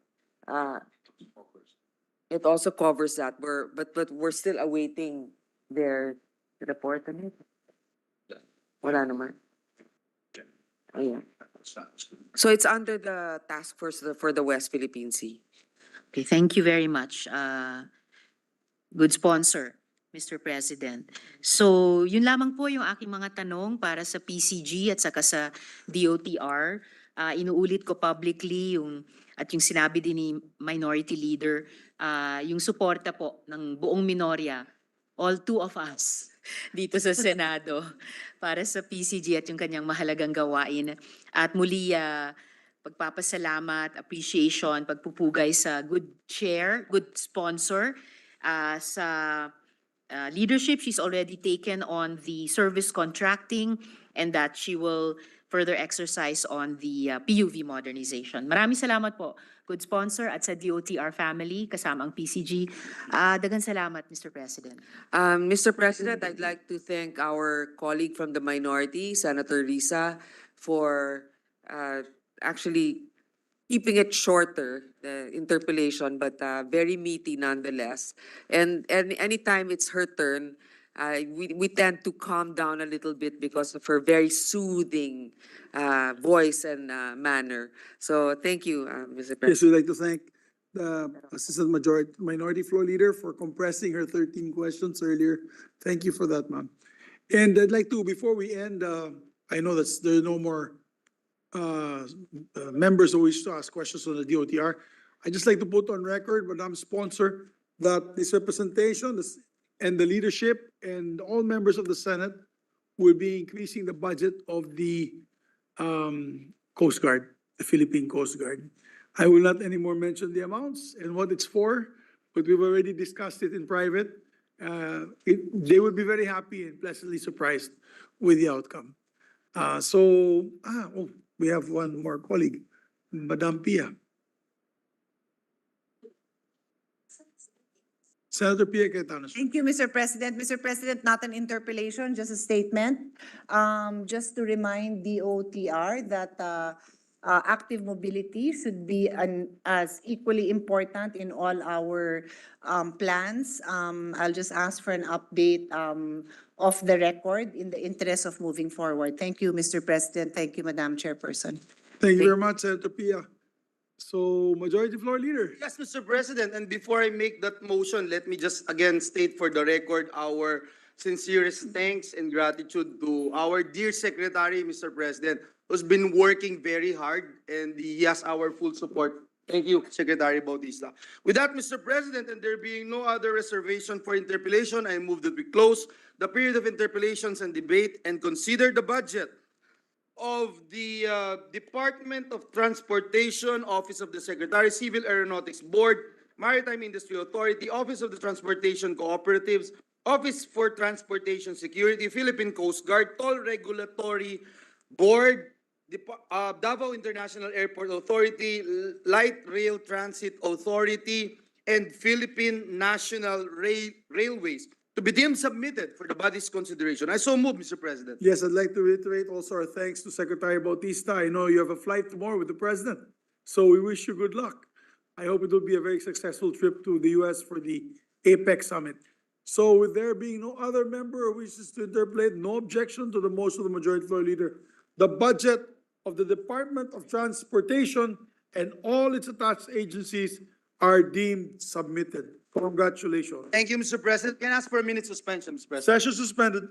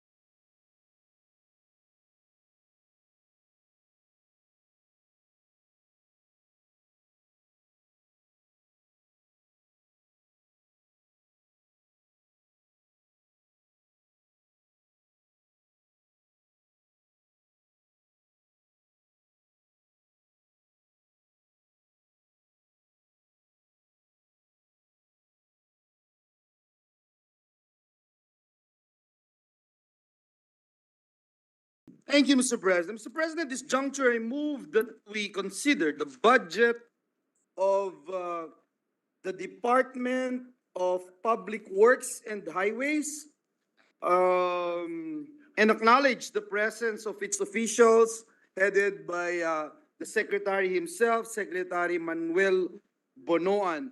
And I move that we recognize the distinguished chairperson of the Senate Committee on Finance, Senator Sani Angara, to sponsor and to interpolate our minority leader, Senator Coco Pimentel. So move, Mr. Yes, President. before I recognize the sponsor and the interpolator, our distinguished minority floor leader, we'd like to welcome to the Senate Secretary Manny Bonoan and his team, the DPWH team, together with all the USECs, ASECs, and regional directors. We'd like to recognize the sponsor, our distinguished colleague, Senator Sani Angara, and to interpolate our distinguished minority floor leader, Senator Coco Pimentel. Thank you, Mr. President. Thank you, Majority Leader. Thank you, Minority Leader. And good evening and good morning to our colleagues, Mr. President. Hello.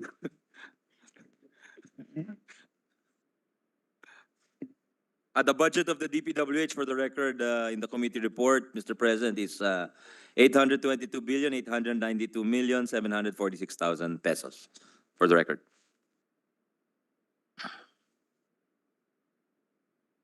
Sports daw, tungkol sa sports.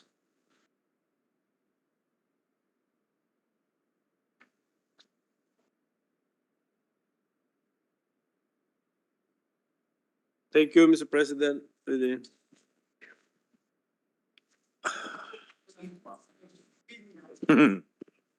Good morning also to everyone, Mr. President. I'll make sure that we'll be able to greet everybody a good morning, Mr. President. Inunahan na kita, Minority Leader. I noticed that, Mr. President. Let's make it come true, Mr. President. Actually, itong COA reports on DPWH, kamukha rin sa COA reports sa DOTR, mga delayed, slippages. Marami din po ba tayong mga terminated or suspended? Kasi sa DOTR, marami dun eh. Maybe you know, Mr. President, coming from the department itself na to volunteer the information. Aliging terminated or suspended. Which ones were terminated and suspended?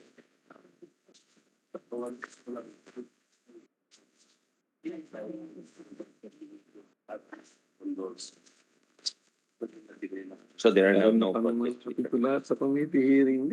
Your Honor, there are no projects which have been terminated or suspended as of yet. They're still all ongoing, according to the Secretary, Mr. President. But of course, marami siguro tayong mga delayed at saka iba ba yung may slippages sa delayed? Iba po ba yun, technically speaking? There were 300 billion worth of projects which were introduced in the GAA that were not part of the NEP, Your Honor. These were marked for later release in 2022, Your Honor. So this added several months to the process for implementation, Your Honor. So it resulted in some delay for the implementation of the projects.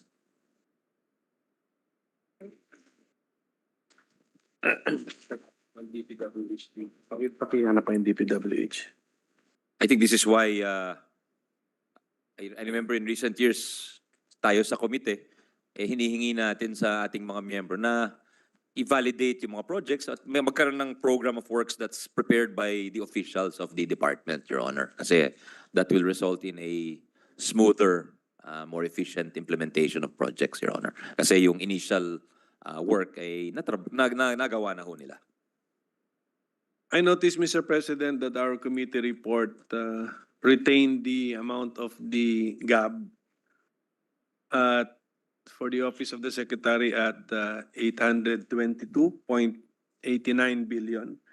What is the level of the NEP, Mr. President?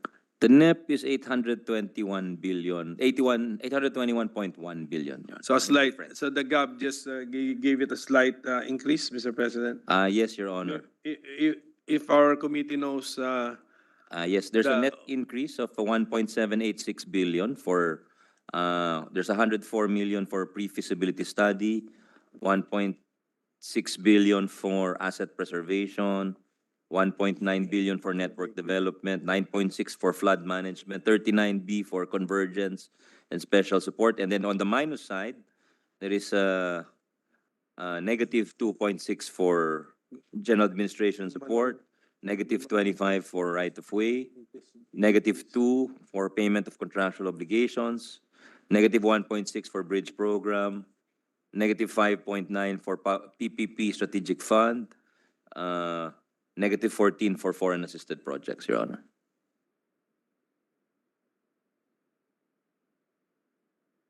magkano po sa foreign assisted? Negative Negative 14, Your Honor. B. Yes, Your Honor. Okay, kasi we're talking about, so in the House, there was a increase and decrease, and then the net effect would be a little over a billion, on 1.7 1.786, Your billion. Honor. So, but yung mga foreign assisted, what did we do with them, Mr. President? Did we move them down to the unprogrammed? Not as of yet, Your Honor, but I remember in previous years we did that, Your Honor. What's the plan, Mr. President? I think that's probably the best solution, Your Honor, because at least that gives some hope of these projects being funded, Your Honor. Sige. I just caution the body, Mr. President, of the theory that I have developed that even Congress cannot increase the amount of the unprogrammed appropriations as proposed by the President, Mr. President. Because since we retain the amount of the programmed, and then we increase the amount of the unprogrammed, we are indirectly increasing the appropriation, because that's the word used in the Constitution, proposed by the executive for the operation of the government, Mr. President. So as much as possible, kung ano yung level ng unprogrammed appropriations proposed by the President, if we could stick to that level, Mr. President. So, Mr. President,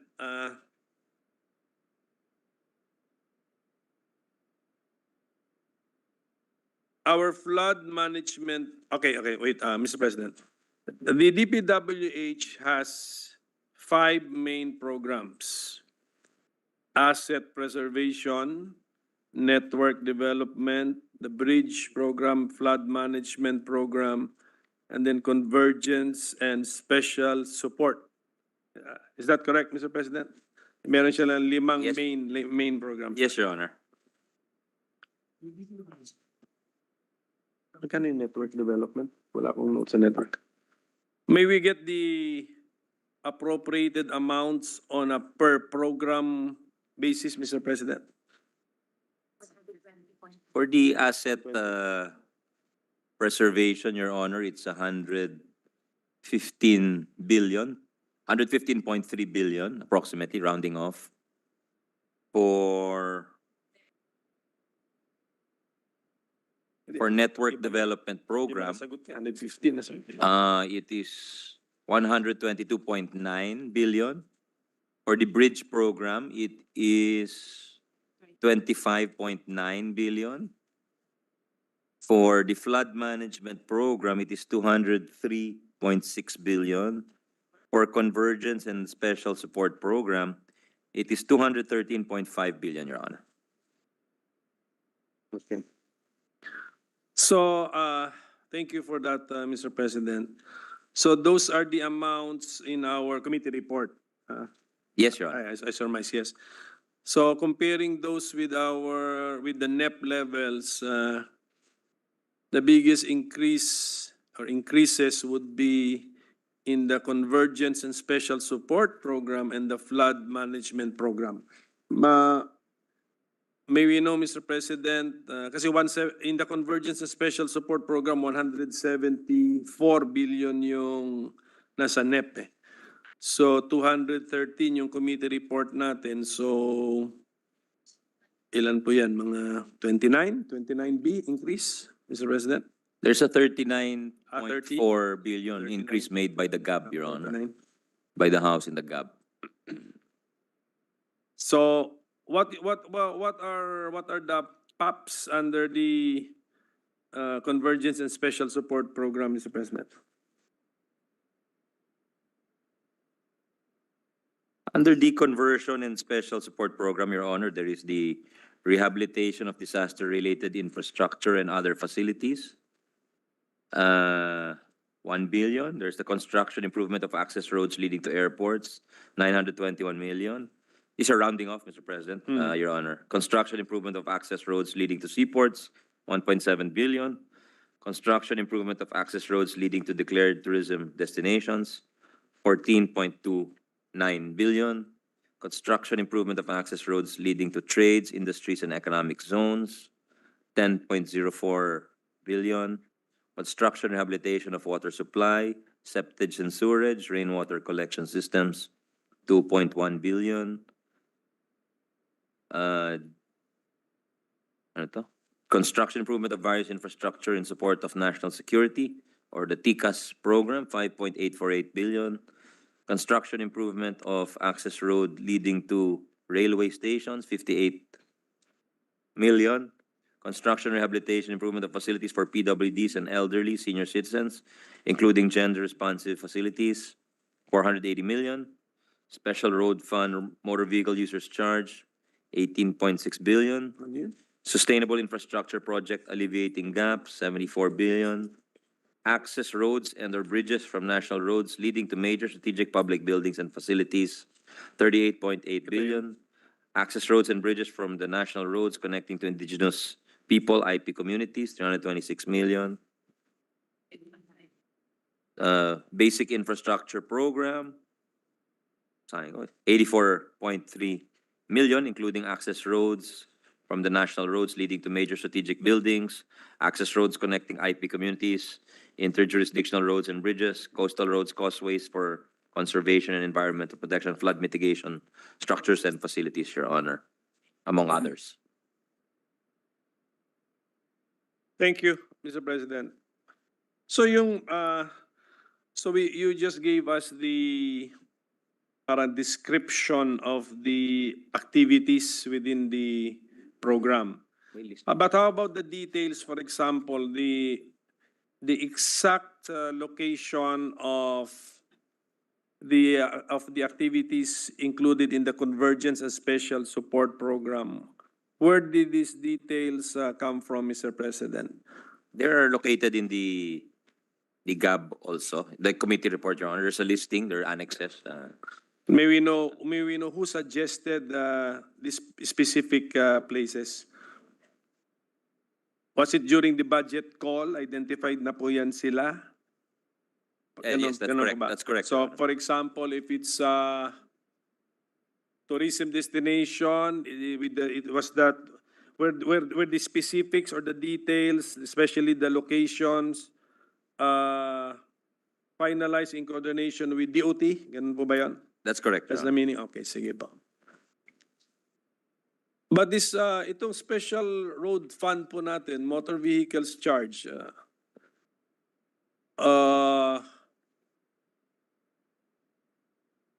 where the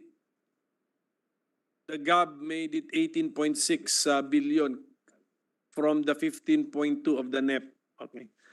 Ano pong eksaktong gamit po nito? Meron pong detalye po ito? Is this a central fund or it's already an itemized expenditure, Mr. They're President? itemized, Your Honor. And It is for specific projects such as the rehabilitation of primary roads like the Maharlika Highway, the Nautical Highway, road safety projects. Ganun po yun.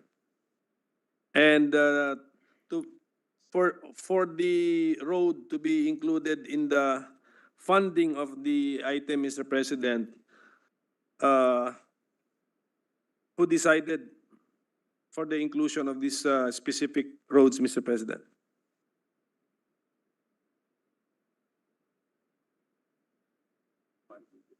Budget call. So, nag-submit siya. It was part of the budget call process, Your Honors. The region submitted and I suppose other stakeholders, departments also. Okay, yan po yung gusto kong sabihin. Was the Regional Development Council system observed, Mr. President? Yes, Your Honor. Okay.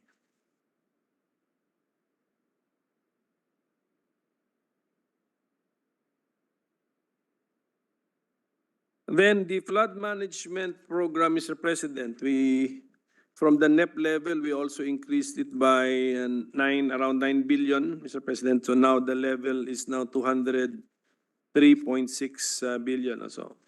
What would be, so that's the program, what would be the activities, the description of the activities to be charged to this program, Mr. President?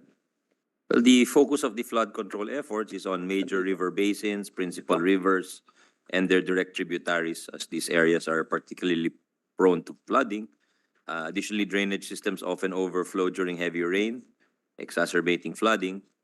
To address this, the design of flood control structures has been improved from an average 25-year return period to a more robust 50-year return period. And this enhanced design is meant to account for exceptionally heavy rainfall events, offering better protection against flooding, Your Honor. Dito po sa activity na construction, maintenance of flood mitigation structures and drainage systems, 115.7 billion po ito. How do we determine the specifics of this item, Mr. President? There's a line item, there are line items, Your Honor. So merong Metro Manila Flood Management Project, Phase 1, that's 3 billion. Flood Risk Management Project for Cagayan de Oro River, Cavite Industrial Area Flood Risk Management Project, Ambal Simoy River and Rio Grande de Mindanao River Flood Project, Pasig Marikina River Channel Improvement Project, Integrated Disaster Risk Reduction and Climate Change Adaptation Measures, Infrastructure Preparation and Innovation Facility, Output 2, Integrated Flood Resilience and Adaptation Project, Parañaque Spillway Construction, Flood Risk Management Project in Cagayan, Tagoloan, and Imus Rivers, among others, Your Honor. Parang we encounter these areas or river systems year after year, Mr. President. So, ano po ba ito? Are these open-ended plans, Mr. President? Or pag sinabi mo phase 1, from the very start, we know already how many phases there will be and what would be the final cost of the project, Mr. President? Is that how we plan with the DPWH? Yes, there's a master plan that they're following, Your Honor. What do you call the master plan, Mr. President? How is it called? Is it published also? Is it available online?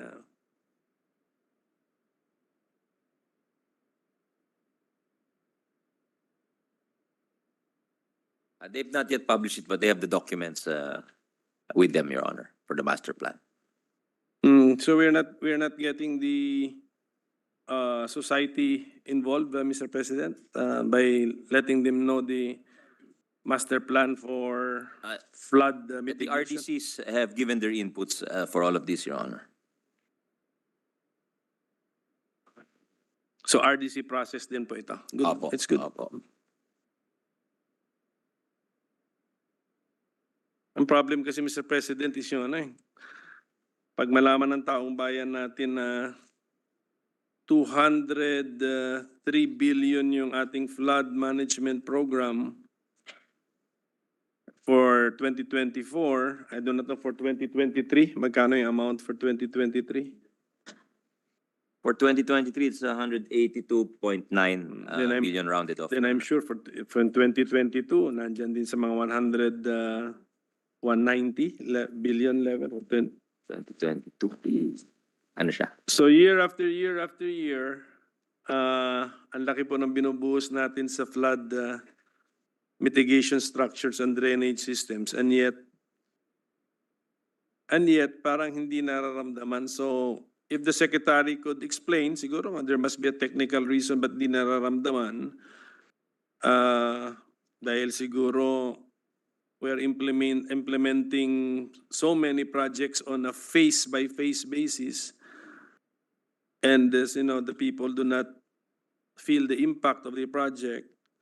How about trying an approach where we finish a project, Mr. President?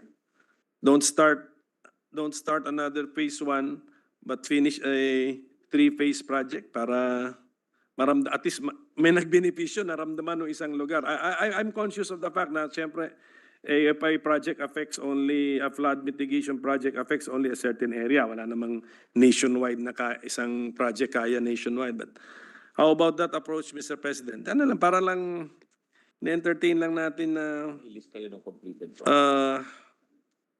para po maramdaman ng taong bayan yung impact po nung hundreds of billions of pesos that we pour into the problem year after year after year, Mr. President. It's completed already. Ano pa ba? Ano ba? Saan pa rin? There are a number of projects which have already been completed, Your Honor. They're citing the Tagaloan Flood Control Project, Misamis Occidental or Oriental, Misamis Oriental Flood Control Project, among others. So there are completed projects, Your Honor. Sige, I hope that after a heavy downpour or rainfall, makikita po natin na hindi na po nag-flood sa mga lugar na ito. Yes, Your Honor. But we're also aware that there's climate change, worsening conditions, weather conditions are due to climate change. And according to them, we're also the world's most disaster-prone country. Yeah.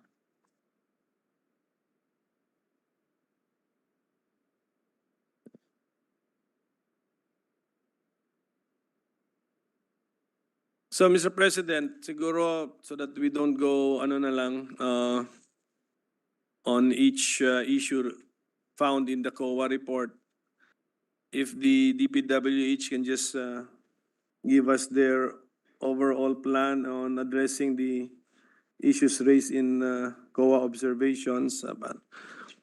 Pero meron po tayong yung low absorptive capacity po natin. For fiscal years 2020 to 2022, disbursement rate is 47.9%. So, are we ano ba yun? Yung biting more ni? Where are we biting off more than we can chew, Mr. President?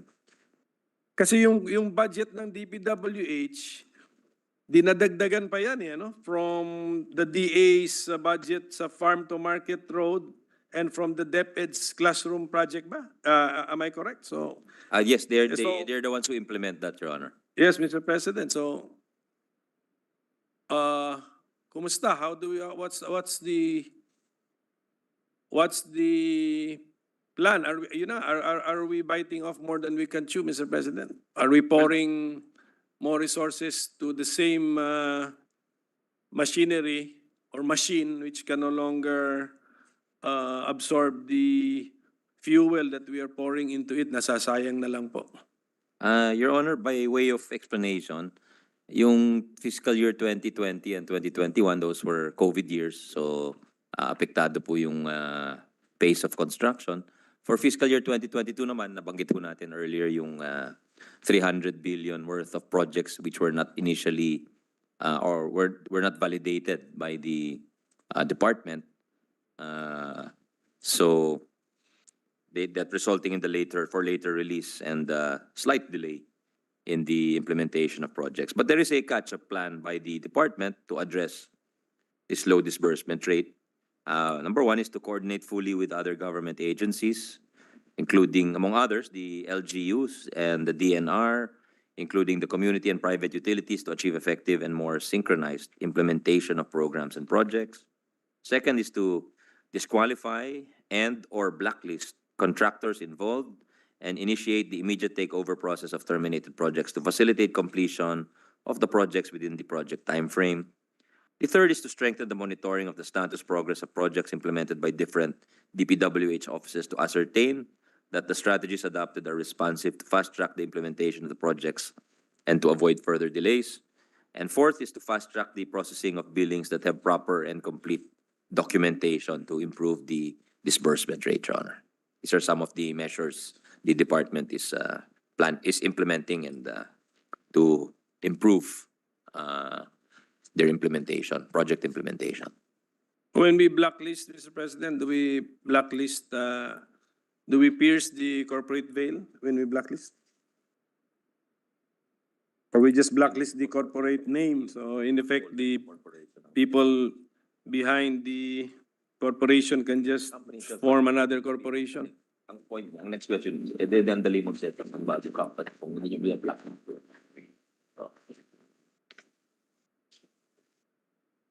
For single, pero pag corporation. Yung double entry, hindi mo kasalanan. If the company is a single proprietorship, they blacklist that person. But with respect to corporations, they don't go past the corporate veil, Your Honor. So I suggest we improve our blacklisting system, Mr. President. To include the stockholders. We should know who are the beneficial owners of the corporate entity that we are blacklisting, Mr. President. Baka. Yes, it's possible, Your Honor. Kasi corporate name lang naman yan, but the corporations act through people, Mr. President. Yes, and I think the SEC also requires corporations to disclose beneficial ownership already nowadays. Yes, but yung blacklisting kasi, Mr. President, doon ako baka magiging inadequate yun kung that person responsible or that business interest responsible is as other corporations which can still deal with the department, Mr. President. Yes, we understand fully, Your Honor. Well, Mr. President, ang lalaki kasi na amounts ng mga na Secretary, yun na lang, in your written response, yung 96.2 billion worth of locally funded projects daw, sabi ng COA, you were not able to efficiently implement due to inadequate planning, detailed engineering, supervision, and monitoring, which resulted in delayed completion and non-implementation thereof. So, dito po, Your Honor, yung sa 96.2 billion worth of projects raised by COA, they have acted on that and 56 billion have been implemented as of this date with ongoing implementation for the remaining projects to be completed by the end of this year, Your Honor. madali naman pala 56 billion of the 96 na implement na po. So why did it need COA to prod you, Mr. Secretary?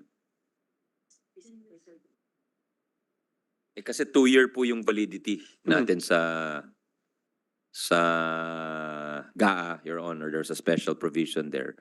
We modified it already from the previously it was a strict cash budgeting, and we would just extend the validity of that year's appropriations on a case-to-case basis. But ito, nilagay na natin in anticipation of not only this department, but other departments also failing to meet their obligation and disbursement goals. So that's why, yun. Yung COA kasi is really dated as of December 31, 2022, Your Honor. So talagang yun ang resulta. But I remember in previous years, our colleagues also asked that question.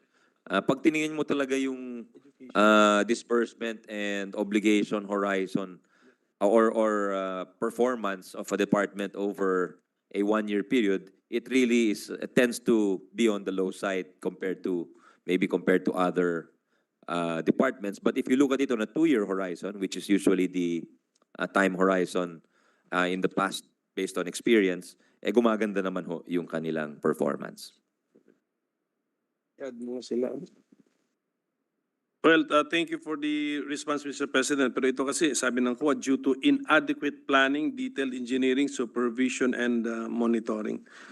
So, siguro na-focus lang ako dun sa detailed engineering. Di ba? We need this before we can fund we can fund the project sa DPWH budget? Yes, Your Honor, that if they had their way, they would really make sure it's all, pero yun nga, medyo may naipasok mga projects in past years na did not undergo that process, Your Honor. When Congress amends the budget bill, Mr. President, sometimes there are infrastructure proposals din inserted. No?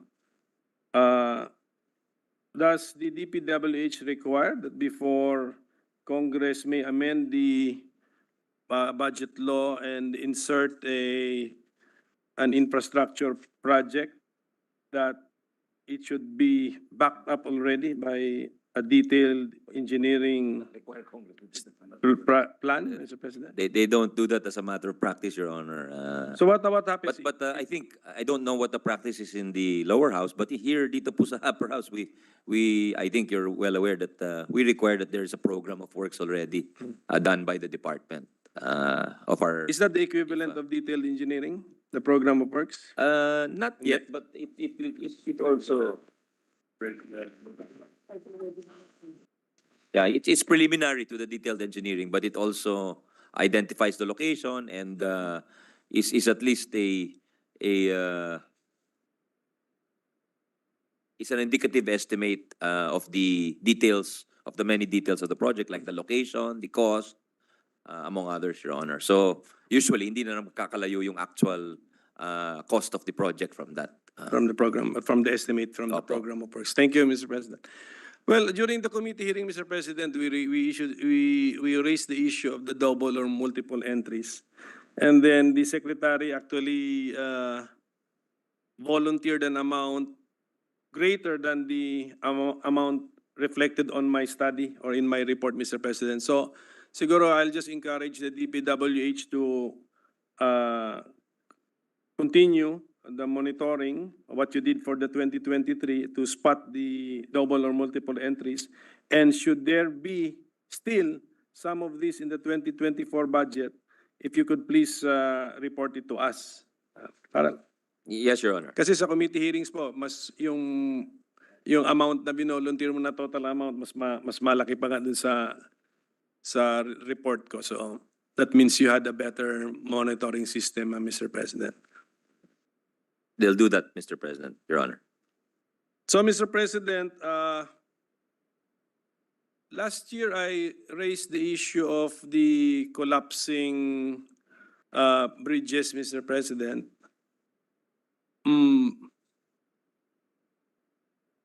I'm sure na siguro naaralan ninyo which ones of the bridges I mentioned last year are national bridges under your jurisdiction? Yes, Your Honor. So can we explain the collapse of the, again, it's unfair to let you explain the collapse of the local bridges, but of the national bridges, you already have the explanation, Mr. President.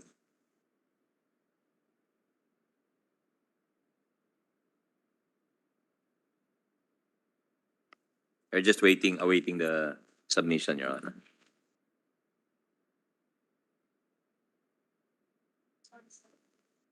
Ano ito? Ano ito?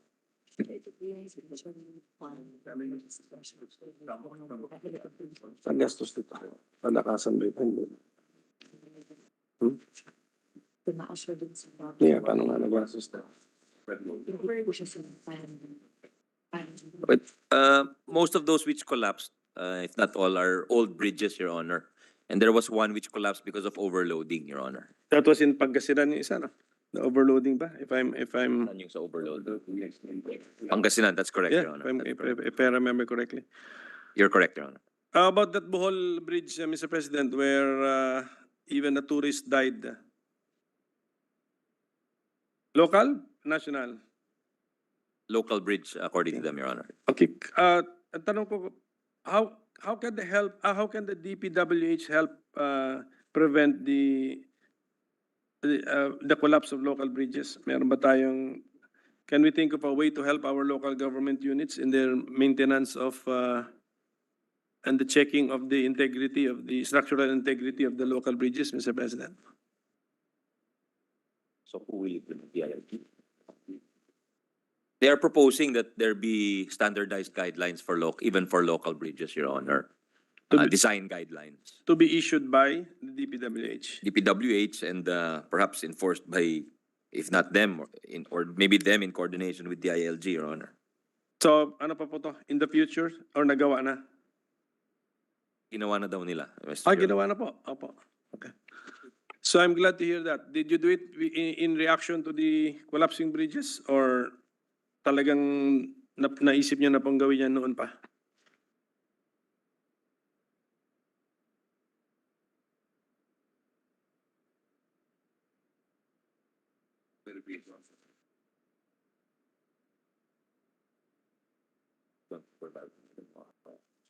These are just guidelines, Your Honor. They're not the ones who supervise the construction, Your Honor.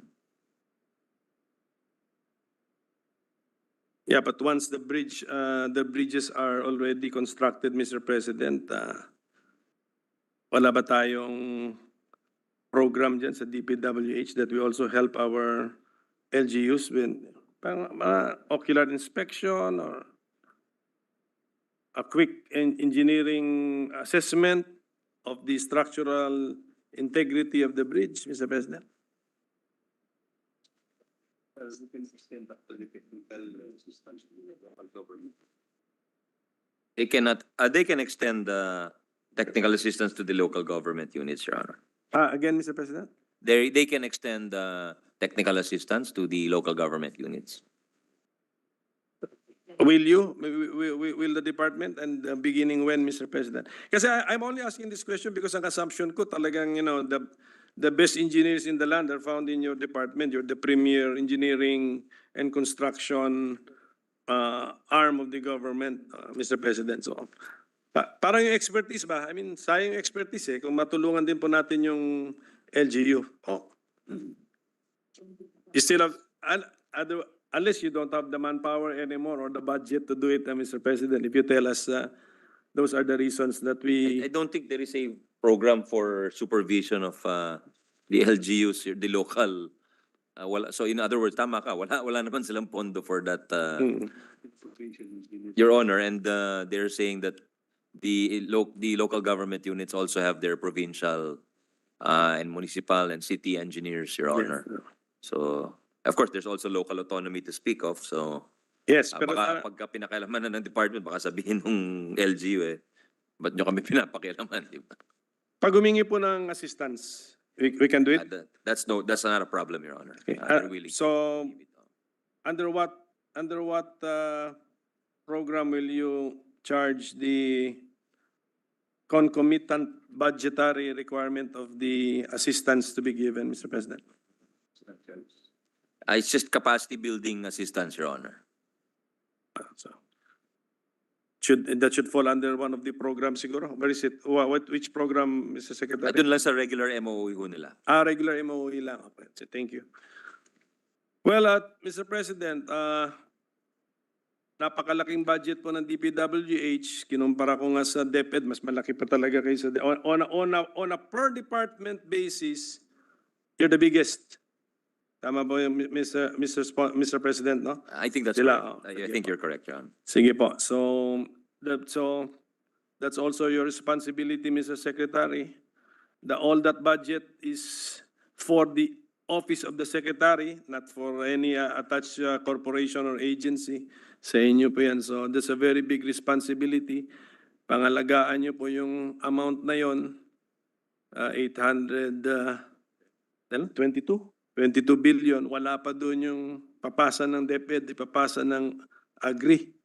So, I have lost track of the amounts from DepEd and Agri, but siguro suma total natin yan. Baka, will it be 1 trillion? Definitely over 900, Your Honor. Close to 1 trillion na po. Entrusted by the Filipino people to the Department of Public Works and Highways. So, all I can do is just appeal siguro to the patriotism of the Secretary and the Undersecretaries, the Assistant Secretaries, and all of the personnel in the Department of Public Works and Highways. pangalagaan niyo po yung close to 1 trillion pesos na sa inyo po pinagkatiwala ng Kongreso at ng taong bayan. Baon na tayo sa utang. We don't have really time to lose. We don't have resource. We cannot afford resources to waste, Mr. President. So, sana we get our value for money, Mr. President.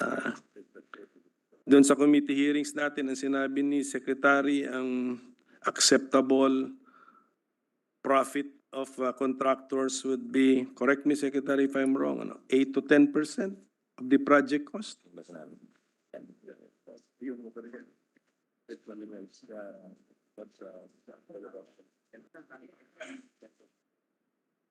Around 10, Your Honor. Around 10. 10% of the project cost would be the reasonable, siguro, even in the private sector, the industry accepted profit of the contractor. Maybe additional administrative costs, magkano kaya, Secretary?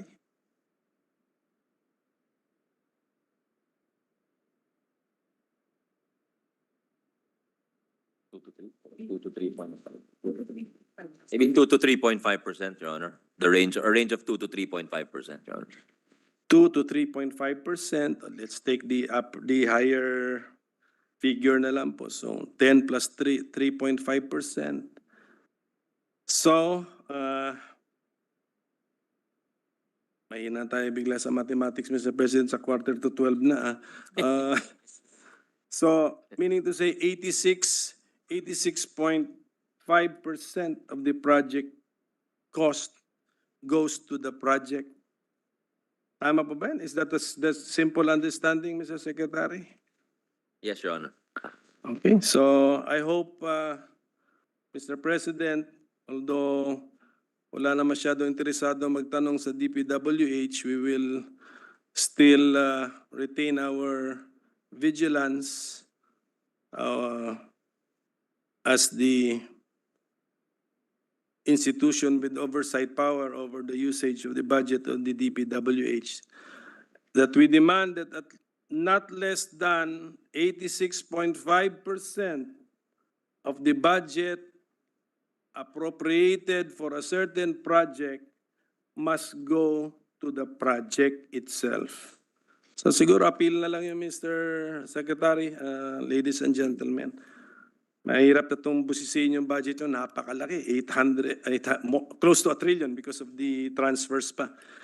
So what else can we do but to, trust the DPWH and make this appeal, yet nakabantay pa rin po dapat tayo.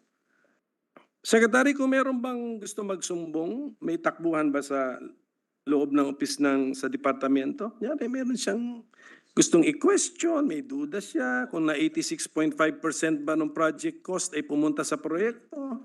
Mr. Yes, there's a citizens feedback management section, Your Honor. There's a DPWH hotline, a Viber text hotline. There's a website, there's a Facebook page, there's a Twitter account, there's also an email account, Your Honor. So concerned citizens can give their feedback here, Your Honor. We can get all the details online, Mr. Secretary. Yes, Your Honor. Sige We're po. happy to give you May mga nakikinig po sa atin. Opo. Pero sino po yung mag-entertain ng information? Is it parang nakaseparate ba dapat sa inyo? I mean, or close bodies din po ng lahat? Dapat ito parang internal affairs na police, dapat hindi masyadong close sa chief. Sinong nandun? Mga taga-dito. Mga engineer. Concerned. I-refer po sa background. May complete staff for complete staff. There's a complete staff who attends to these complaints, Your Honor. So. And who's the head, Mr. Secretary? Director Del Rosario. Director Del Rosario, Your Honor. Director Del Rosario.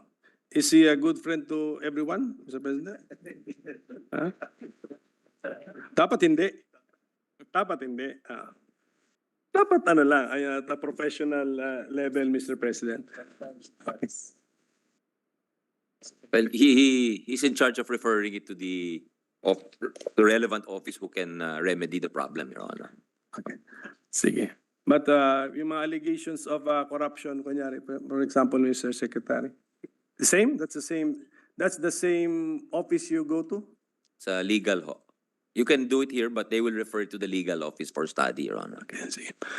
Okay, let's hope the system works, Mr. President, to keep everybody honest and on their toes, Mr. President. Yes, Your So Honor. medyo, Mr. President, so siguro it's too much for one office to review the budget of the DPWH. So I rest my case, Mr. President. I surrender.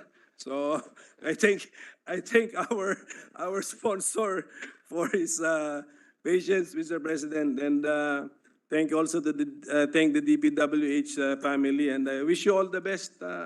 Let's be patriotic professionals, Mr. President. Maraming salamat po. I join you in your appeal, actually, Minority Leader. I join you in your Surrender. appeal for good governance and effective governance. And we thank you because you've been working hard since 10 a.m. along with this representation, the Senate President, Senator JV, Senator Risa, Senate Pro Temp Lauren, Majority Leader Joel, Senator Mark has also been here since, former DPWH Secretary has been here since 10 o'clock when we took up the budget of the judiciary. So thank you, distinguished Minority Leader and Deputy Minority Leader. Next, Senator Esto. Yes, thank you, Mr. President. While we're waiting for the Majority Leader, also I'd like to ask in the DPWH, with the indulgence of the Chair, it was asked earlier by the Minority Leader tungkol puro sa flood control projects, because with the 300 billion, almost 300 billion project budget every year, one can only ask, no, as like our Majority Leader has been asking, yung 1 billion a day, parang hindi pa rin natin nasusolve yung flooding problem, no? Is it because it's been distributed, hindi natin ginagawa high impact projects? And I just like to point out, Your Honor, Mr. President, that I talked already to Secretary Bonoan earlier. This might be a parochial concern, but we have a pumping station in San Juan this station proposed, because this is the last one. No, actually, we had about 5 or 6 that were done in my incumbency as Congressman, Mayor, and it was proven effective. Now, this last one, unfortunately, last year, nairata po ito. Instead of doing the pumping station, naging snow protection, drainage improvement, and so on. And this did not solve the problem. Ang kawawa po rito yung 3 barangays that is left. So I just like to point, just ask for the commitment of the good secretary and the department that hopefully this time around, even with the local government not being friendly to us, but I think this is for the good of the people of San Juan, no? Because it will affect 3 barangays. So sana naman po, I hope that the DPWH this time would implement the projects, because people there suffer, no? Your Honor, Mr. President, pag may ulan, it's a basin, for several days, the water remains. It's the last remaining pumping station, no? Beside the river. So this might be a local concern, but I think if this happens in other projects, then probably that's the main reason why our flooding is still here. Again, pointed out by the Majority Leader, with 1 billion a day, 300 billion po yung ating budget for flood control, we should already see high impact projects to address this problem, Your Honor. So just pointed out, just want to bring this out, Your Honor, Mr. President. Thank you. Yes, thank you to our Deputy Majority Leader and Vice Chair. The DPWH commits to help you in San Juan, Your Honor, and not just in the unprogrammed, but also in the programmed fund, Your Honor. Thank you. And also, Senator Grace has been here also since, even if she's very tired from defending the DOTR budget. I failed to mention her earlier, Mr. President. Yeah. Thank you. And yes, Majority Leader. Yes, Mr. President, may I just instead of asking questions, I would just make a short manifestation, Mr. President. Thank you, Mr. President. The Deputy Majority Leader made a statement about our findings in the previous hearings we conducted, not only in the budget deliberation of the Department of Public Works and Highways, but also with the hearings conducted by the Committee on Public Works, headed by our colleague, Senator Bong Revilla Jr. Mr. President, we'd like to point out that in my almost 2 decades in the legislation, Mr. President, from the time I was a member of the House up to this time that I am now a member of this August chamber, the Philippine Senate, we have been very supportive of the budget of the Department of Public Works and Highways. And at this point, Mr. President, distinguished colleague, to the chairperson shepherding the budget of DPWH, we'd like to highlight just 2 points, Mr. President, distinguished colleagues. First, based on our study of the budget of the department, there are several feasibility studies covering major river basins, as well as studies covering areas near these major river basins. Ang laging pinopoint out natin, Ginoong Pangulo, esteemed colleagues, ito ba ay integrated sa isa't isa? Because in the recent flooding that happened this year, this July, the flooding in Bulacan, we cannot emphasize enough the importance of having integrated flood control and management programs. Because addressing flood in one area should not lead to flooding in another area. So in line with this, Mr. President, with the permission of our chairperson of the Senate Committee on Finance, we introduced a special provision in the budget of the Department of Public Works and Highways. And this would expressly state that, and let me quote what we wanted to be placed in the budget, a special provision, in the implementation of infrastructure projects, the DPWH shall consider integrated flood control management approaches to reduce vulnerability and risks.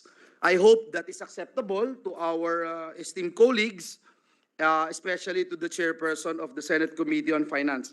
Secondly, Mr. President, our feasibility studies should eventually be translated into action. As this representation would again point out, for several years here in the Senate, we have been pushing for integrated flood control programs in our beloved province, the province of Bulacan. But unfortunately, we were told we need a feasibility study. So when we funded a feasibility study for that particular area, it took us more than 2 years, if I'm not mistaken.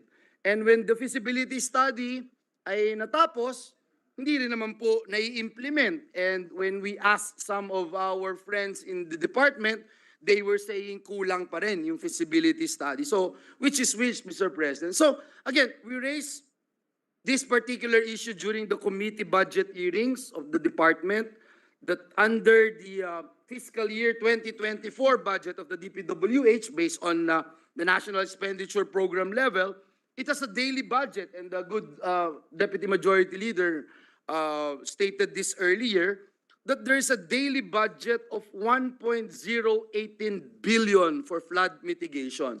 And this is not only happening last year, Mr. President. The proposed measure for this year, for this coming fiscal year, is actually the same, Mr. President. The budget is still the same, almost, more than 1 billion every single day.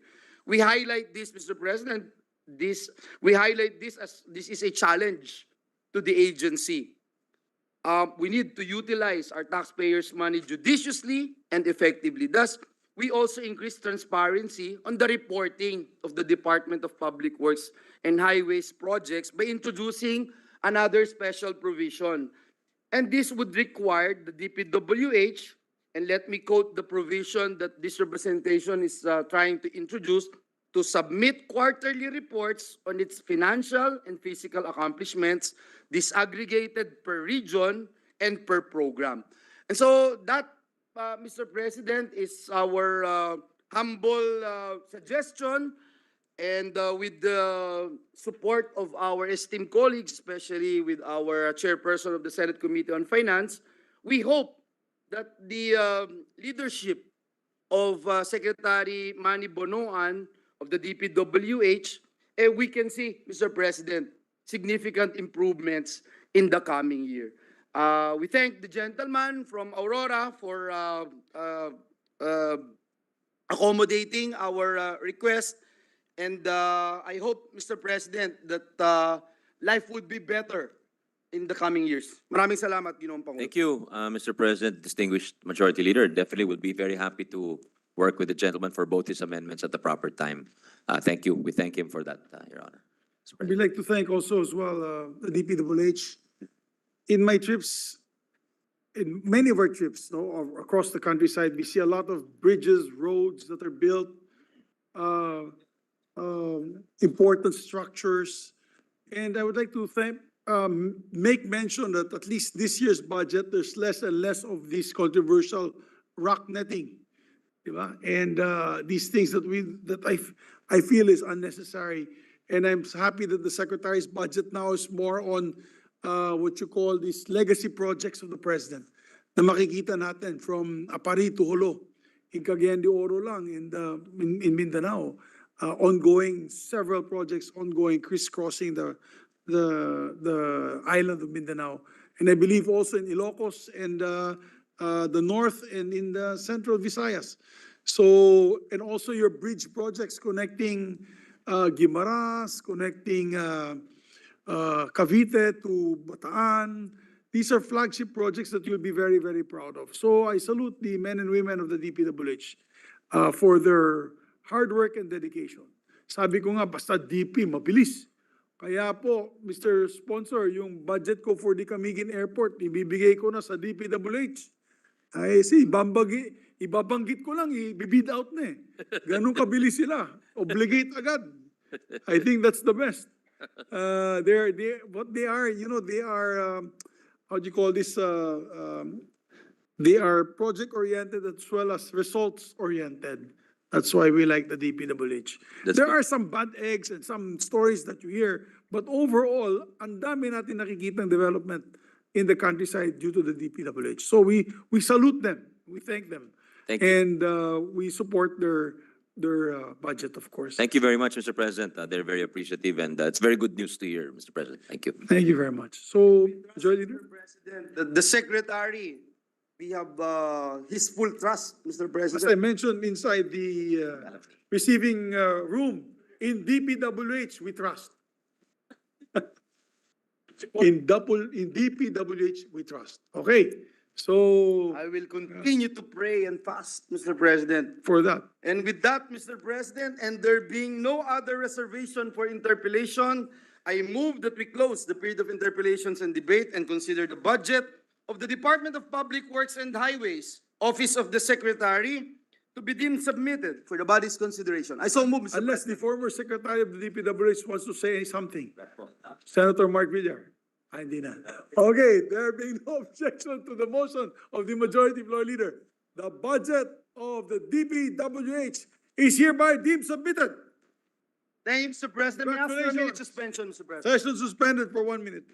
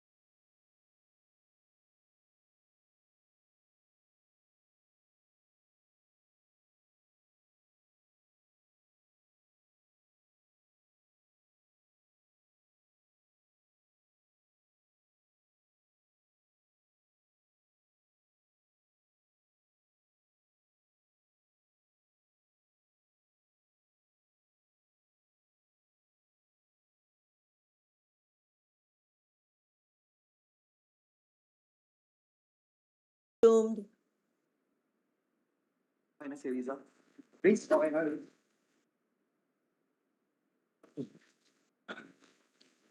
Oh, sure.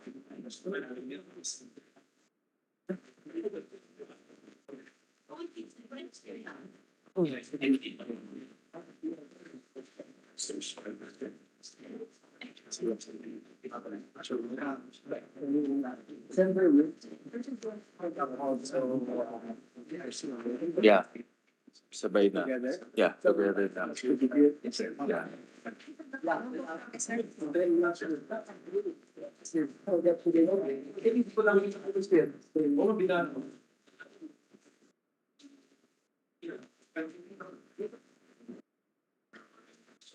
Suspend.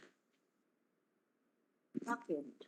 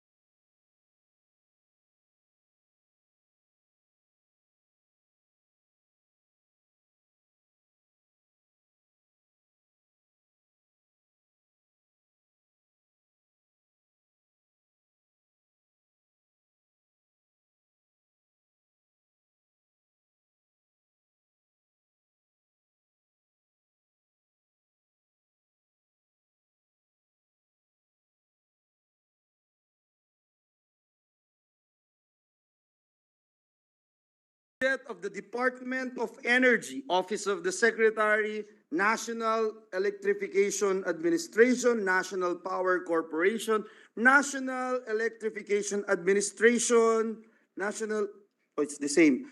Sorry, Madam President. Philippine National Oil Company, Energy Regulatory Commission, and acknowledge the presence of its officials, headed by Secretary Rafael Lutilla. And may I just acknowledge our former colleagues in the House of Reps, former Congressman, now Undersecretary Wimpy Fuentebella, and former Congresswoman, now Undersecretary Sharon Green.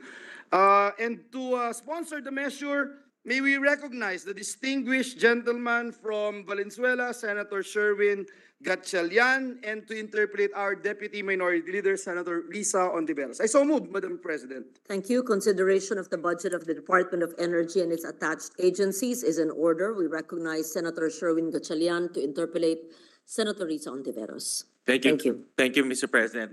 Mr. President, it is my honor to present to you the proposed new appropriations of the energy agencies and corporations for fiscal year 2024. For the Department of Energy, Office of the Secretary, the proposed total new appropriations is 1.6 billion pesos.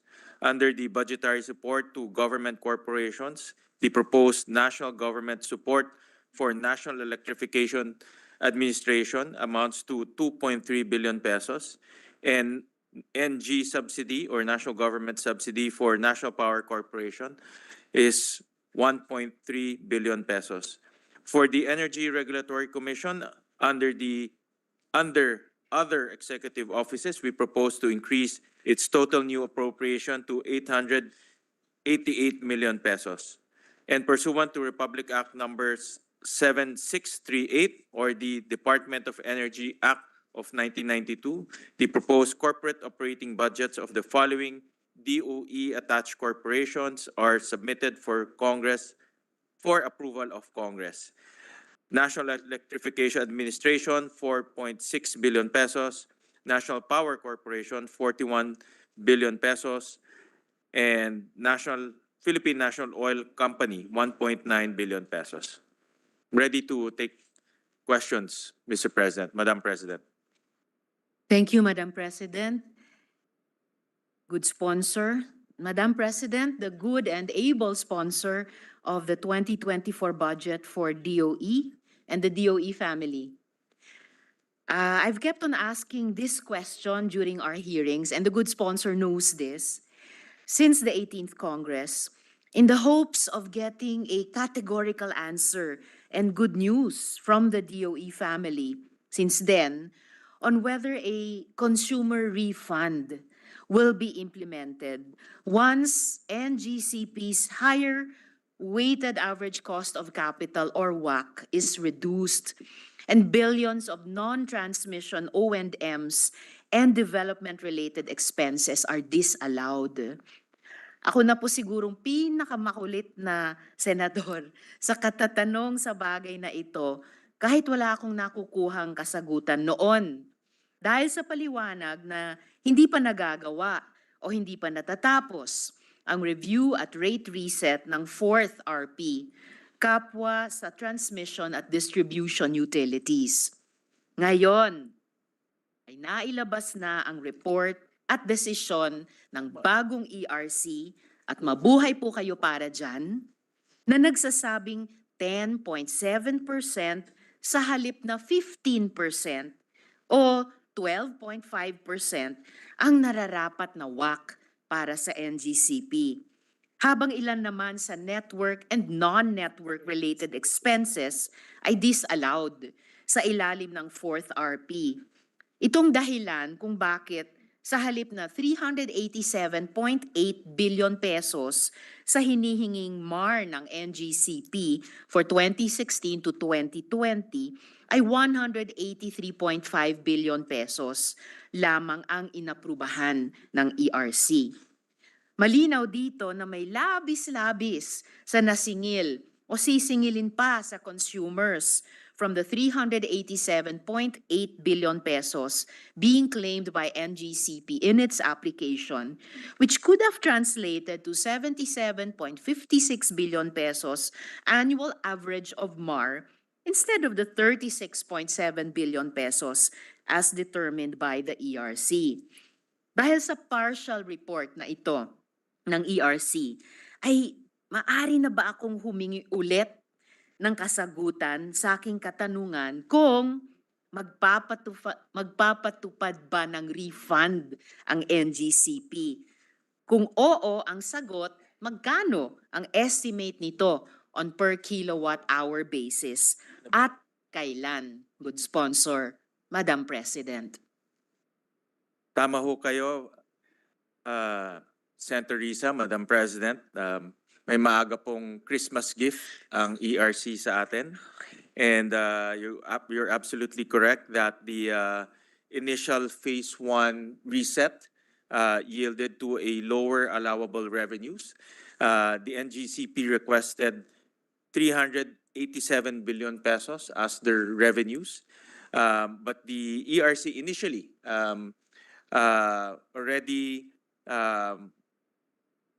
allowed only 183 billion pesos as their allowable revenues in the phase 1. The entire process, both phase 1 and phase 2, will be completed by end of the year. And by that, we will know exactly with finality the allowable revenues that NGCP can collect. But initially, you're correct that there is a 204 billion pesos excess that NGCP is claiming to receive.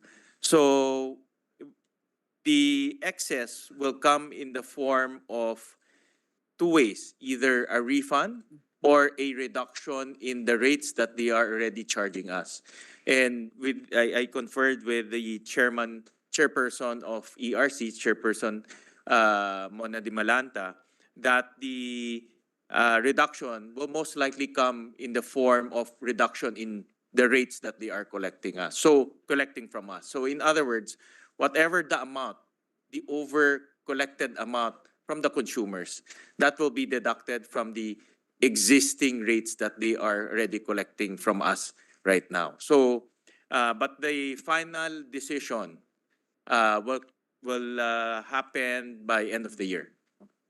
Salamat. And you're Sponsor. sorry for Yes, interrupting. it's all right. And let me commend the gentle lady from Akbayan, Senator Risa, for, and I bear witness to this, constantly reminding us of the high weighted average cost of capital, the WACC, because the WACC is also one of the building blocks that determines the allowable revenue. And you spotted, you are on spot, or your call to reduce the WACC is very accurate. And in fact, the WACC that ERC determined after the reset is 10.71%. NGCP applied for a 12.15%. So the reduction in WACC will definitely translate into lower allowable revenues that NGCP can collect. So thank you for being persistent since 2018. And I remember every hearing and every budget hearing, you would remind ERC to look at WACC and the prevailing rates and the prevailing situation. And you're absolutely correct that the weighted average cost of capital is significantly lower than what is it now and what NGCP is requesting. Maraming salamat. Good sponsor, Madam Chair, pati para sa sponsors, pagbibigay daan at pagsuporta sa tanong na ito over the past half decade at ngayon sa pagsagot categorically ng ERC. Kaya mabuhay kina Chair Mona Di Malanta para dito. It's always good to hear about a maagang Christmas gift. Ano kaya ang percentage chance na maibibigay ito sa ating mga consumers bilang refund at ano yung percentage chance na maibibigay ito bilang reduction in the rates moving forward? Good sponsor. But 5%.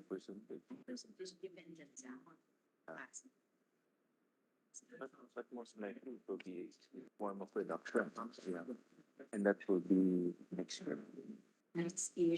Next year.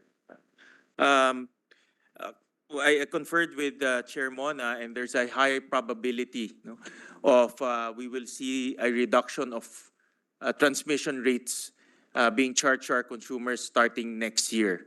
Is it January? Hindi kasi Model? vacation pa. After first quarter. After second quarter. And the timing will be most likely second quarter of next year. So, again, it's a welcome news to all of us. And our consumers can expect a reduction of transmission rates or transmission charge starting second quarter of 2024. So kumpara dun sa high probability of reduction beginning second quarter next year, good sponsor, kasi libre namang mangarap, so ilang percent lang yung low probability of a refund, good sponsor. Kahit panimulang pag-aksyon dito sa desisyon ng partial decision ng NGCP bandang katapusan nitong taon bilang isang sabi nyo nga good sponsor, maagang Christmas gift, pandagdag sa Noche Buena ng mga Pilipinong consumer, kahit pa maaring yung balanse ay sa pamamagitan na ng reduction moving forward. Any low probability kaya nyong tatakan ng percentage na may refund ngayong Pasko? Miss good sponsor. Chair, I again conferred with Chair Mona. The probability of seeing a significant reduction in our transmission charge is quite high. As to how much is the reduction, that's still being calculated, but it will be significant.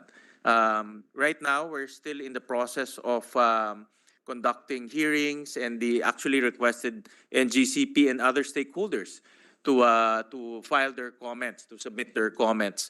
So all of those will be compiled, and a final decision will happen by end of the year. But definitely with the gap, with the huge gap, 387 as requested by NGCP versus 183 as approved by ERC. That's a gap of about 204 billion.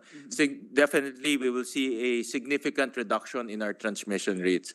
So baka ho hindi Christmas gift, baka Valentine's gift, no? But definitely it will be a gift. Any gift has value, good sponsor. Pero para talagang ayaw lagyan ng number ng good sponsor yung isang mode na refund. So ibig bang sabihin may decision na actually na walang in the form of refund at talagang siguradong reduction at by second quarter next year? Zero ba yung probability ng refund? Kahit panimulang refund. Kumbaga kung may small fraction nitong 204B ay i-refund sa consumers at larger fraction na ibibigay sa consumers sa pamamagitan ng reduction in future rates. I was advised by Chair Mona, in terms of administering the reduction, it's easier to administer a reduction of rates. And the reduction of rates will be the equivalent of the gap of the 204 billion gap that was determined. So in other words, whether it's a refund or a reduction in rates, the amount will be the same of amounting to 204 billion. In terms of modality, I was advised that it's easier to reduce the rates. And it's easier to do that. It's easier to monitor, it's easier to apply, and it's either for the regulator to supervise the implementation of that reduction. So the regulator prefers that modality for ease of administration. I understand, good sponsor, Madam President. Siguro yung kakulitan ko rin lang dito sa tanong na to, tulad ng pangungulit sa WAC, ay dahil syempre tayo, mga tao, parang mas natutuwa tayong makatanggap ng cash psychologically. Yeah. Bagamat syempre, na-appreciate din natin, nakakagaan din kung mas mababa na yung babayaran natin sa mga susunod na buwan. Yeah. So, Yeah, I share kaya- the same sentiment with the Salamat. gentle lady Good from sponsor. Akbayan. Talagang Opo. kultura na natin pag may na-happy tayo when we get the cash and the Yes. refund. No? Lalo na pag special occasion po, good sponsor, tulad ng Pasko. So I'm not sure kung bibitawan ko na ito, pero for tonight or for this early morning, bibitawan ko muna. Opo. Until I come up with a better The idea. regulator is here and they're listening, and that suggestion of implementing that straight refund Opo. can be studied. I'm sure that's another modality that can be studied by the regulator. Salamat, good sponsor. At sabi nyo naman na yung final decision will be completed rather by the end of the year. At yung reduction or reduction part nitong correction ay sa second quarter. So may panahon pa na magpasok pa ng mga rekomendasyon at feedback yung mga Correct. stakeholders. In fact, they are soliciting comments from the decisions that they made, and this can be part of the submission of comments. And it's the regulator will study all of these suggestions. Salamat, good sponsor. And I'm sure yung mga energy reform advocates natin probably will have more brilliant ideas about the refund. Lalo na din psychologically maganda siyang confidence building measure of goodwill mula sa ating mga energy authority, sa ating mga consumers na bugbog talaga sa kahirapan, lalo na nitong nakaraang ilang mga taon ng pandemya. So sa pangalawang tanong ko po, good sponsor, Madam President, sa usapin ng windfall profit ng NGCP na nagresulta ng 238 billion pesos payout o cash dividend sa mga investors ng NGCP mula 2008 hanggang 2022, ayun, parang gusto lang gayahin kung yung investors nila may cash dividend, kaya kinukulit din yung refund dun sa consumers sa WAC. But in any case, kaugnay dito sa windfall profit, may nabanggit si ERC Chair Mona Di Malanta sa kanilang press conference nung nakaraang Webes na, quote, "The ERC only covers regulation on costs and not on profits, which should be covered by windfall tax, which law the country doesn't have." Close quote. Ano po ba ang building blocks ng pag-calculate ng transmission o distribution wheeling rates? Di po ba naaayon sa rules ng ERC na may tatlong components, iyang wheeling rates? Una, OPEX para sa operation and maintenance expenses. Pangalawa, return of capital para ma-recover ang puhunan na inilagak ng mga investors. At pangatlo, return on capital para nasa profit. Tama po ba, good sponsor, itong tatlong building blocks sang-ayon sa rules of setting transmission and distribution wheeling rates ng NGCP? At kung tama, di po ba na sa pangatlong block, yung return on capital, ay kasama sa nire-regulate ng ERC ang profit dahil ito ay kinakalculate galing sa value ng regulatory asset base o RAB at weighted average cost of capital o WACC. Yeah, there are 4 building blocks in determining the annual revenue requirement. So number 1 is the operating and maintenance expense. Number 2, other taxes. Number 3, return on capital. And then number 4, return of capital, which is depreciation. So on the return on capital, the formula on to determine that is regulatory asset base, which is the asset of NGCP plus cash working capital times the weighted average cost of capital. So the WACC is very important because obviously the bigger the WACC, the bigger the amount. The WACC is determined by several factors, including interest rates around the world and the macroeconomic situation, the current macroeconomic situation.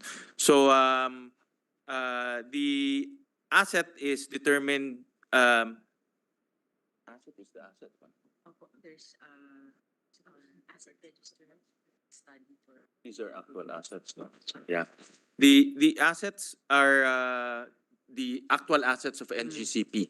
And of course, the working capital is the actual cash on hand. No? So in profit is not included in the return on capital, Okay. although the WACC is a form of fair return on their capital. So that's the formula on determining the annual revenue requirement. Salamat, good sponsor, also for bringing to our attention the fourth building block of other napakataas na WACC. Tumaas pa rin yung level ng profit ng mga kumpanya sa kabuuan ng mga siningil sa consumers. At sa katunayan, ang profit o tubo ng NGCP ay 67% ng mga siningil sa atin. Sa kada piso na siningil ng NGCP, 67 centavos napunta sa bulsa bilang tubo. Yung kanilang puhunan at mga operating expenditures ay na-recover din. Galing naman sa 27% ng mga siningil sa consumers. Nais ko lamang i-emphasize, Madam President, good sponsor, na hindi nagkaroon ng windfall profit at mataas na payout ang NGCP kung sa simula pa lamang ay tama na sa mababang level ng WACC ang pinayagan ng ERC noon na singilin sa consumers para sa transmission wheeling services. At hindi rin po totoo na walang magagawa ang ERC sa windfall profit na nangyari na. I say this in good spirits, good sponsor, dahil sa recent decision ng ERC, which was slightly stunning to a lot, and kaya welcome widely, no? Lalo na sa mga consumers. Siyempre, mas nagkaroon ng expectation na dahil na-break yung dating parang pattern ng ERC, ay masusundan pa ng mga mas patas at mutually beneficial din sa consumers na mga polisiya. So, kahit sa windfall profit na nangyari na, namumuo tuloy yung paniniwala or napapatunayan yung paniniwala na may magagawa ang ERC. Kung ito yung kaugnay ng unang tanong ko, kung ipa-refund ng ERC sa lalong madaling panahon ang sobrang tubo, matatapyasan yung payout. Kaya good sponsor, nais ko pong marinig ngayon mula sa chair ng ERC sa pamamagitan ng good sponsor kung magkano at kailan ipare-refund sa consumers yung kanilang napag-alaman na sobrang nasingil ng NGCP sa fourth regulatory period ng 2016 hanggang 2022. Ayun. Actually, kasama na po yung 2021 to 2022, good sponsor. I think the reason why we are seeing profit, no, that windfall profit, as mentioned by good gentle lady from Macbayan, is because the fourth regulatory reset is delayed. No? And the WACC being applied there is higher, no? Which is about 12%. About 15 right now, good Yeah, sponsor. sorry, about 15%. So 15% versus 10% is quite significant. Yes. No? And that's why that's why NGCP is operating under an interim allowable revenue, and that enabled them to earn that windfall profit that was mentioned. However, because of this reset, and because there's so many disallowed applications by NGCP on OPEX, on taxes, and also the significant reduction in weighted cost of capital, that windfall profit will now be taken out from the future operations of NGCP. So in other words, just to put it simply, that, for example, that excess 204 billion that was collected, that will be reduced or subtracted from the future operations of NGCP. So we will not see the same windfall profit moving forward in the next few years because that will be taken out from their operations prospectively. At syempre po, good sponsor, Madam President, iniintay pa natin sa katapusan ng taon yung posible or probable na correction ng NGCP dun sa sobrang ikinolekta sa dalawa pang natirang taon na 2021, 2022 pag nakumpleto na po yung review. Personally, Mr. President, Madam President, I am 100% sure that they will not experience the same windfall profit moving forward because of this reduction in weighted cost of capital and also the disallowed applications of NGCP. So the delay in reset allowed them to experience that. But now I can see that ERC is catching up. In fact, they have already started the 5th regulatory reset. And that will end by end of 2024, and that will enable the regulator to catch up and to regulate the reasonable revenues or the allowed revenues that NGCP can retrieve from consumers or can charge the consumers. Salamat, good sponsor. At maganda na kukumpletuhin yung pakete. Itatama yung rates moving forward para gawing patas at gagawin din yung hustisya para sa nakaraan. Tama po. Salamat po, good sponsor, Madam President. Good sponsor, Madam President, base sa 10.7% WAC, pasensya na sa kakulitan ng mga tanong, ganito pa ito talaga namin finormulate. Nais ko pong ipatupad na ang refund. Ngunit, inaasahan ko po na magkakaroon pa ng karagdagang refund dahil hindi pa nga po ako kumbinsido sa ginamit na 10.7% galing sa transmission WAC consultant report ng ERC. Meron kasing isa pang report para sa WAC ng mga pribadong distribution utilities. At sa report na yon, ang nirekomendang WAC para sa kanila, yung mga DUs, ang nirekomendang WAC para halimbawa sa Meralco ay 8.27% lamang at yung WAC sa maliliit na DUs ay 10.07%. Nabanggit na rin po ng ERC sa maraming hearings na ang WAC ng transmission utility ay mas mababa kumpara sa WAC ng distribution utilities dahil ang business risks ng transmission ay mas mababa kaysa sa business risks ng distribution. So, naiiwan yung tanong, bakit 10% ang NGCP mataas pa sa DUs? May thoughts po ba, Madam President, ang good sponsor doon sa kabalintunaang iyon? Yeah, that's a very good point, and I commend the good gentle lady from Akbayan for pointing that out, and I recommend her research on that. Off top, I have to look at the formula that was applied for the distribution utilities, both the major ones and also the minor distribution utilities, and what formula is applied to the transmission operator.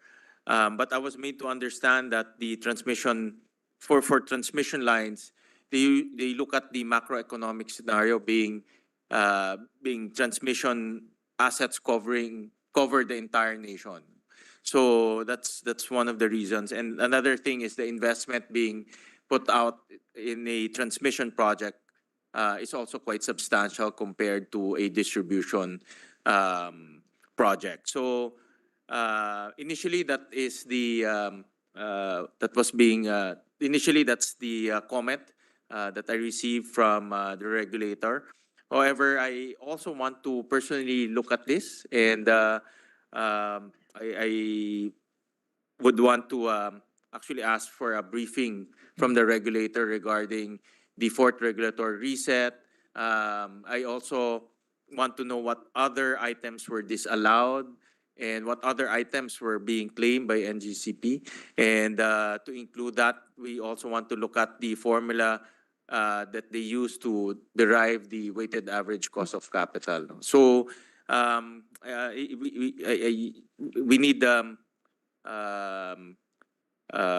some time to look at the formula and also analyze the formula. But that's a very good point, and I'm sure that the regulator will take note of the discrepancy between the different WACC applied to different entities. And on a later date, I would like to request from them a very detailed briefing on this matter.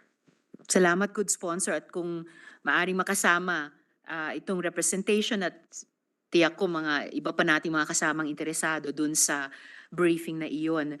At in aid of yung pagtingin ng good sponsor sa formula or kaugnay yung susunod kung tanong.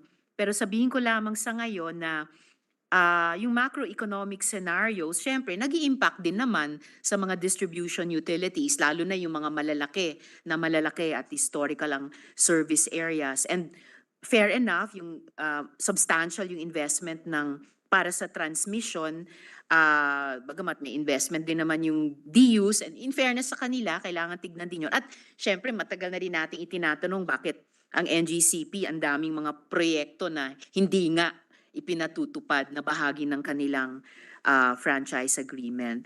So, sa huling tanong ko na lang ngayong madaling araw, ngayong hating gabi, good sponsor, yung 10,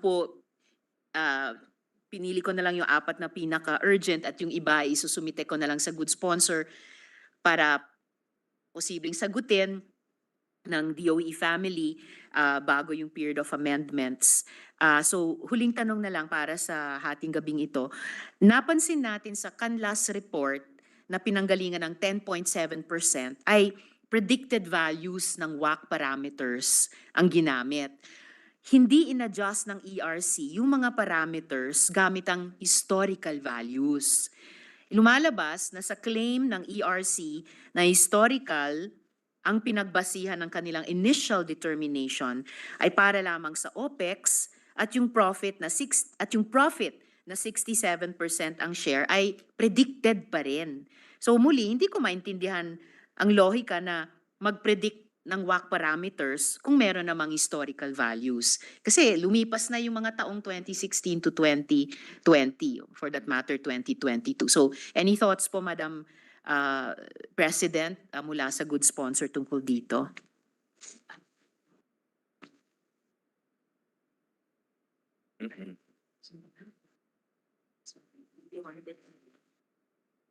The Canlas report. Because normally, Okay. that's a patrol. But itong 10% is based on historical values, predicted values. Okay, but the formula The formula prefers. predicted. Okay, all right. Sorry for the delay. It's all right, good sponsor. I was made to understand that the formula is based on predictive values, meaning macroeconomic issues that is forward looking, and the WACC is based on those different parameters forward looking. So that's supposed to be the concept of the weighted average cost of capital. I also need to look at the formula carefully myself. No?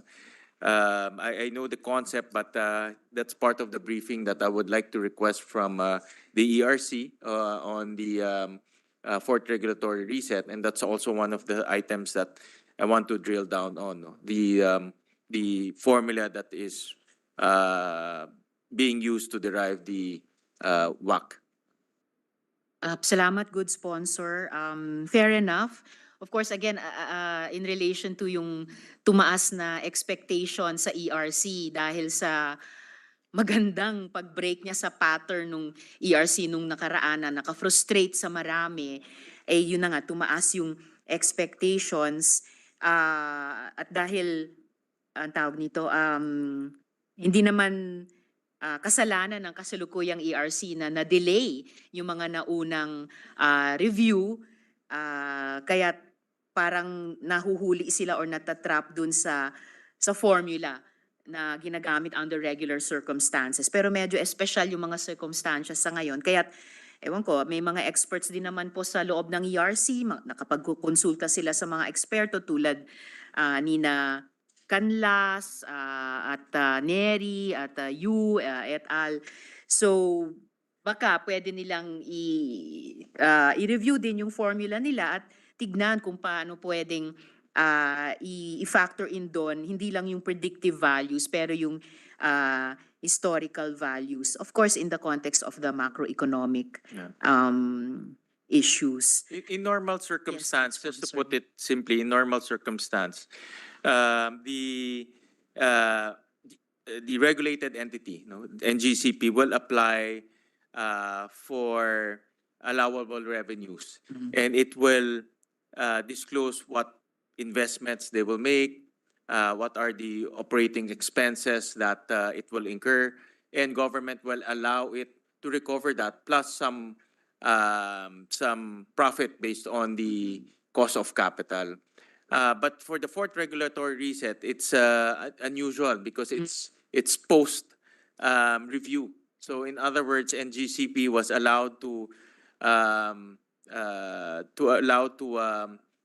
operate under an interim allowable revenue, and then government will now audit or come up with that preset to determine whether NGCP indeed put up that asset, indeed the costs are reasonable, and then the regulator will come up with a determination of what can they recover, or what can they derive as revenue.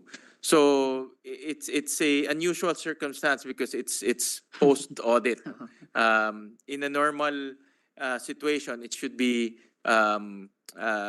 you apply first, and then government will allow you how much you can derive as revenue. Thank you, good sponsor, and well, maraming salamat sa pagsagot sa mga tanong na ito sa ganitong oras. Yun lamang po yung aking mga tanong ngayong hating gabi. Sasubmit ko sa good sponsor yung iba pang mga tanong para sa pagsagot pa sana nung DOE family at ng ERC. At panghuli, dahil sinabi din ng good sponsor kanina na oo nga, may maagang Christmas gift ang ERC sa ating mga consumers na Pilipino. I believe that gifts deserve exchange gifts, kaya i-reiterate ko lamang dito sa ating plenary yung sentiment na in-express ng marami-rami sa atin nung budget hearing, committee hearing pa lamang, na mag-move po ako, or kung maunang mag-move ang at the proper time, kung maunang mag-move ang good sponsor na i-restore yung ERC budget, ay akin pong susuportahan iyon. In hopes na ipagpapatuloy ng ERC yung kanyang newfound recapturing of it and exercise of its regulatory power. Alang-alang sa fairness sa loob ng industriya, at higit sa lahat, alang-alang sa ating mga mamamayan, yung ating mga consumers. So marami pong salamat, good sponsor, at sa DOE family.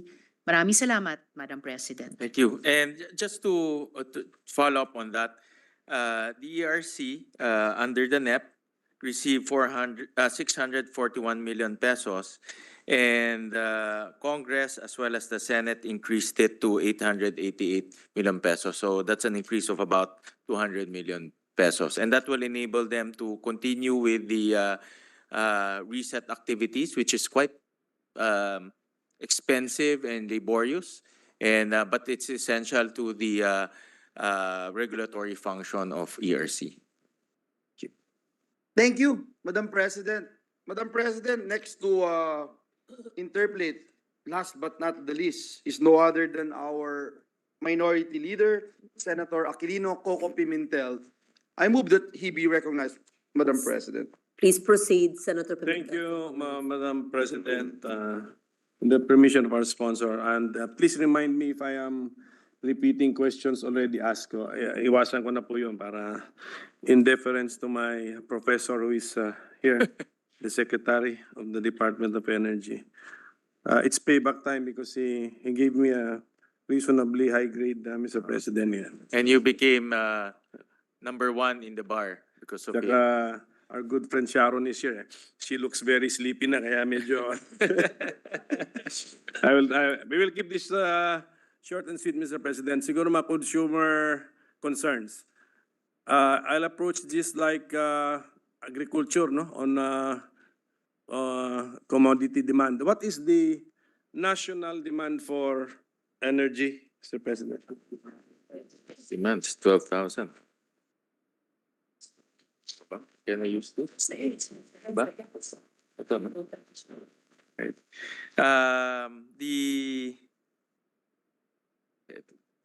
As of the moment, bale. As of today. This is year to date. This is actual. Okay. The forecasted peak demand for 2023 for this year for Luzon is 13,125 megawatts. For Visayas, it's 2,691 megawatts. And for Mindanao, it's 2,395 megawatts.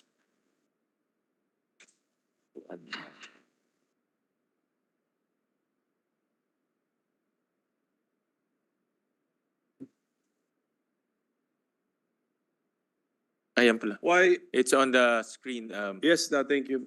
Madam Chair, Madam President. Okay. Why are we approaching it that way, Mr. President, on an island grouping basis? Why not national demand, Mr. President?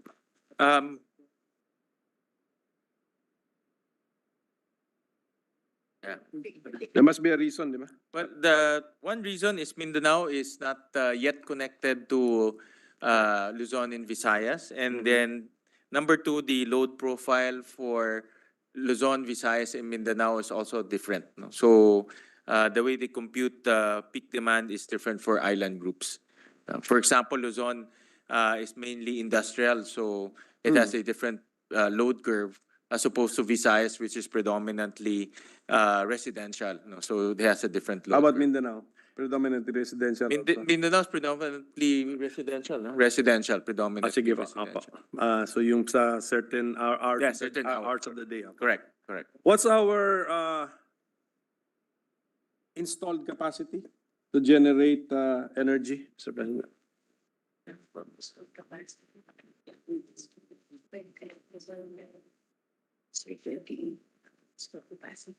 compare island group. Philippine Island. Ito pa. Okay. For this is installed capacity, Madam Chair, for Luzon is 19,757. For Visayas, it's installed capacity, it's 3,972. And in Mindanao, it's 4,570. 4,500? 70. 70? 70. What's the actual generating capacity? I'm assuming na hindi yung installed does not Yeah. really deliver 100%, tama? Okay. Yeah, because Sige. you have, of course, you have maintenance, you have unplanned outages, you have forced outages. So, Is there a way to compute yung Yeah. parang actual, actual, ina-average siguro? yes, Opo. for, Sige po. they call it the dependable capacity. Dependable This takes capacity. into consideration maintenance and other outages. Opo. So for example, in Luzon, from 19,000, it will go down to 17,413. Per Visayas, it is 3,335. And then in Mindanao, it's 3,965. Okay. Okay, so given our dependable capacity with our demand for energy, we don't have an energy shortage or unanticipated energy shortage. Yes, Mr. We can President. say that, Mr. President? Yes, Mr. President, I can show the forecast for 2024. We have a slide on that. So for 2024, we don't see any probability of brownouts or load dropping in Luzon. So if you just focus on the red line is the threshold where you will experience load dropping. And then for Visayas, it's also the same. And, Apa. where is the Visayas? Sige po, Mr. President. Yeah, so Luzon, in short, for Luzon, Visayas, and Mindanao will not experience brownouts for 2024. Okay, that's for looking into the future for 1 year. Pero how do we plan in the Department of Energy? Ano yung mga horizon ng planning natin? 5 years, 10 years? Ano po? Do we project the numbers 5 years into the future? 2015, no? The latest. Yeah.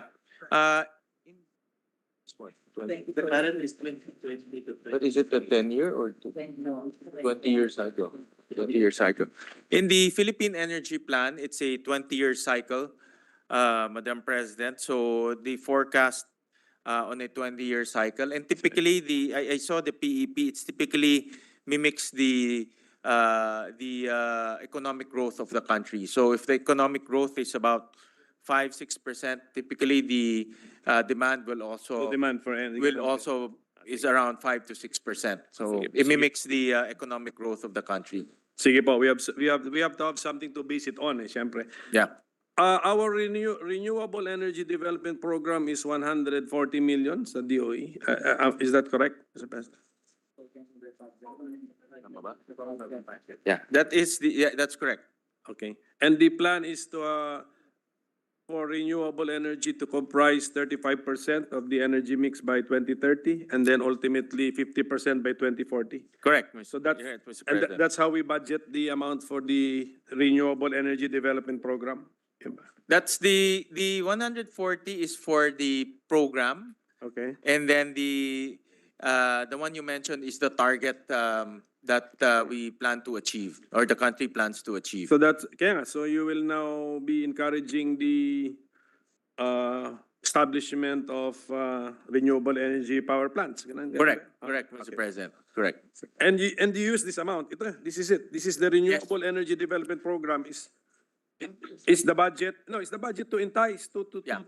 To promote. to attract, to promote the To research, plan. Okay. because I've seen this, Madam President, that of course that's our aspirations, but there's so many moving parts in the energy sector. For example, we have to manage intermittency. You have to manage also the transmission lines. You have to manage also different facets of putting up renewable energy. So the 140 will be used for promotion as well as research also, Mr. President. So they also use that fund Sige to po. determine what are the constraints in order to reach that goal.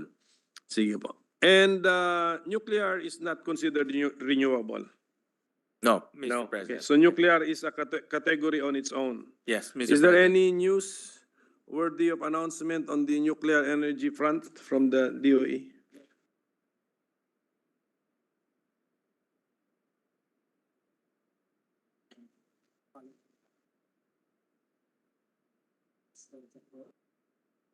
So which ones can we pass? We don't have. But Mr. President, the department is pursuing and exploring the possible use of nuclear power in our energy mix. And they've requested budget since 2018, and that's cumulatively, how much is that? It's a low per year. Yeah, it's about 25 million per year, Mr. President. So the latest in that nuclear agenda is to already enact all the necessary laws, especially in creating that regulator that will regulate nuclear power. Also pushing for the treaties that we need to enter into. I understand there are 4 treaties that they are requesting for Congress to look at and going into. 4 treaties? 4 treaties. Okay, 4 4 treaties. And in the Department of Energy is following the IAEA roadmap in putting up nuclear power, and it's Senator the good honorable We were together. We were together. the senator from Cagayan de Oro knows this very well because we were welcomed by IAEA at one point, and we had the briefing on that. That's in So- Vienna, no? In Vienna? That's When in we were Vienna. So they're following the process that IAEA prescribed, and there are 19 infrastructure aspects that they need to fulfill, and those aspects are now being Yes. attended to by the department. So there's an amount in the 2024 budget for DOE on the nuclear? Yes. And it's 25 million. 25 din. million. Sige, 25 million. Sige, put it to good use para we can start the national debate. Sana there will be no unilateral action until we have a national debate, Mr. President, para involve yung mga... Yeah, since yung 2018, society. Mr. President, we already allocated 216 million pesos for research, feasibility study, as well as correspondence with IAEA. Well, I think that should be enough. In amount and in the period of time, wala pa ba tayong categorical position?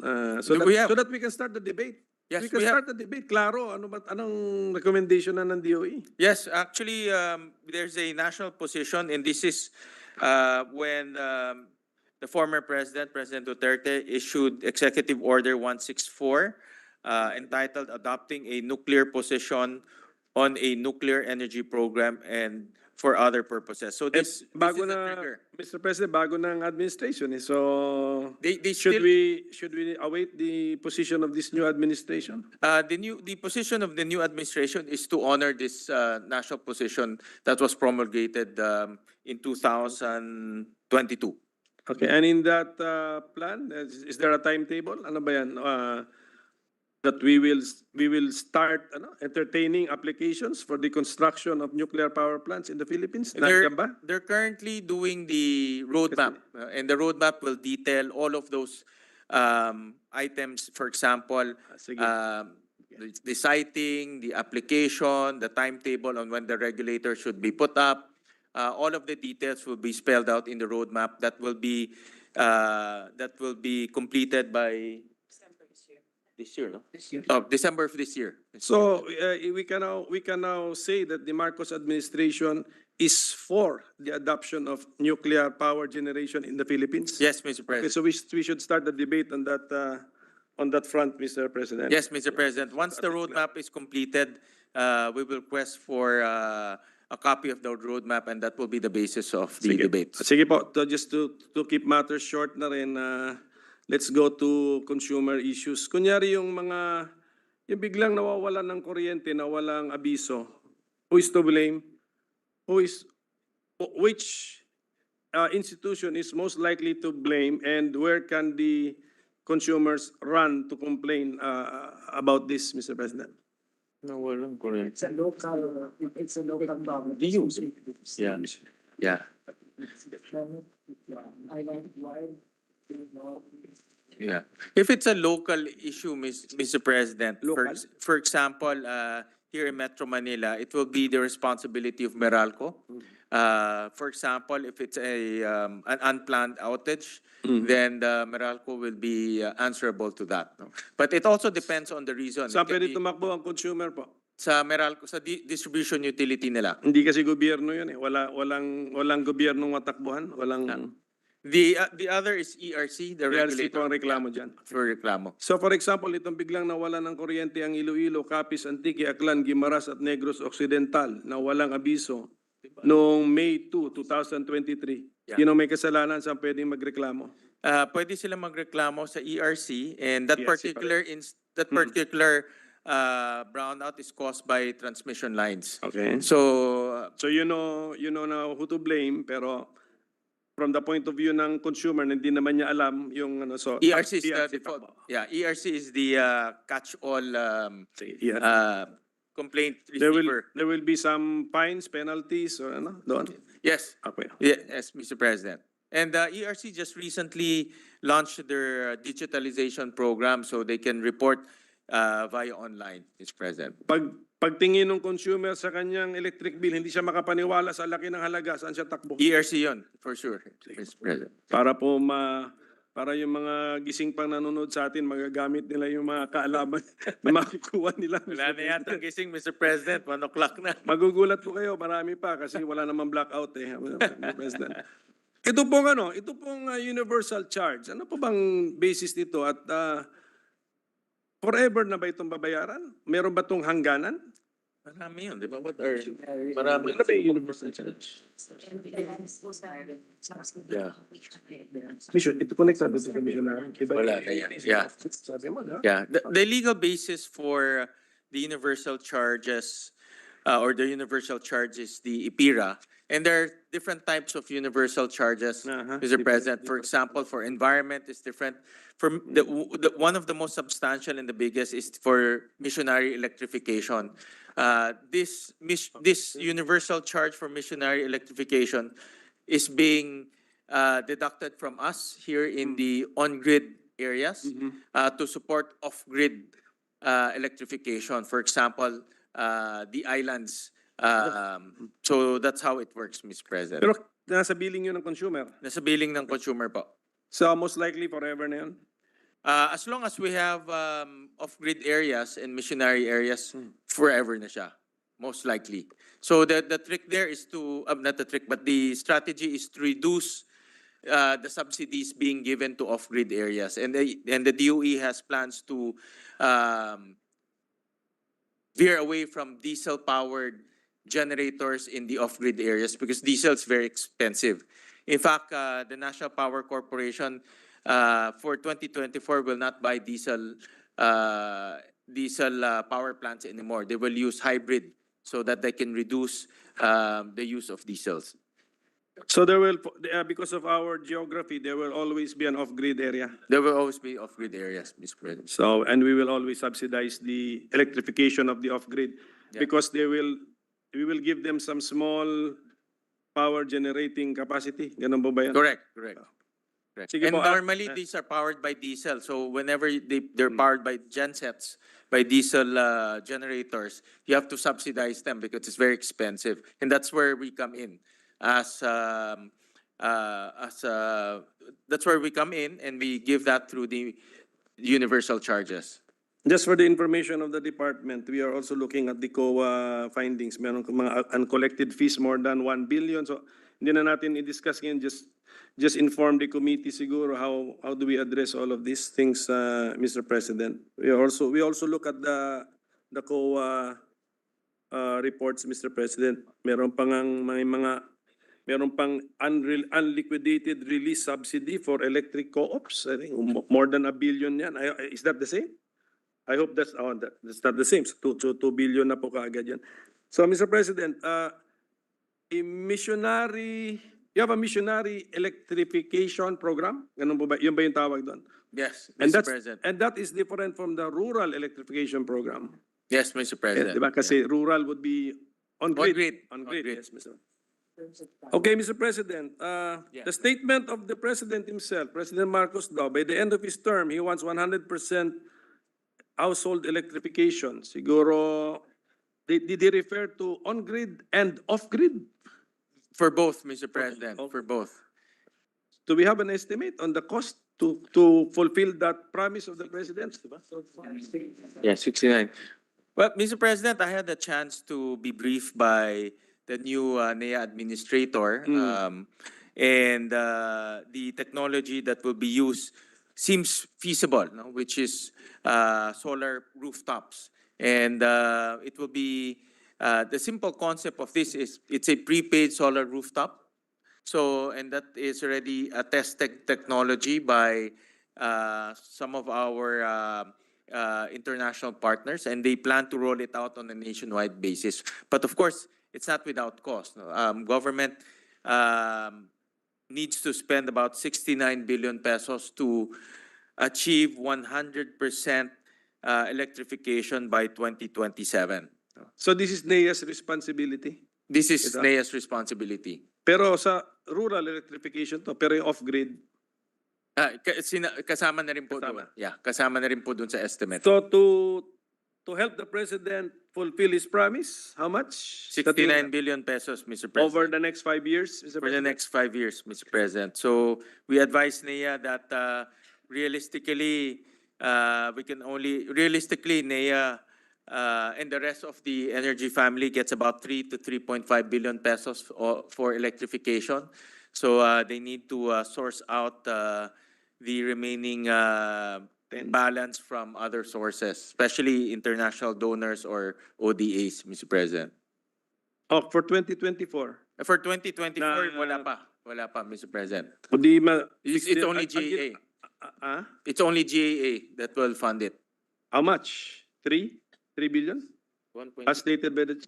In total? 1.8 for the debt. Plus 5. Plus 5. Yeah, 2.3. It's about 2.3 billion pesos, Mr. President. Tama po ba yung mathematics natin? Kunyari 69 billion, round off natin ng 70 billion divided by 5. So 14 billion a year. Binibigyan nyo po ng sa GAA ng how much? 1.5? No, more or less mga 2.5. 2.5. So the challenge to NEA is to raise About 12 billion. the 11 to 12 billion. Correct, For Mr. next year. President. Just to, For NEA and DOE, Mr. President. Yeah. does DOE raise funds? Well, they should help NEA to raise funds, Mr. President. How does NEA raise funds? Right now, they can go to the banks.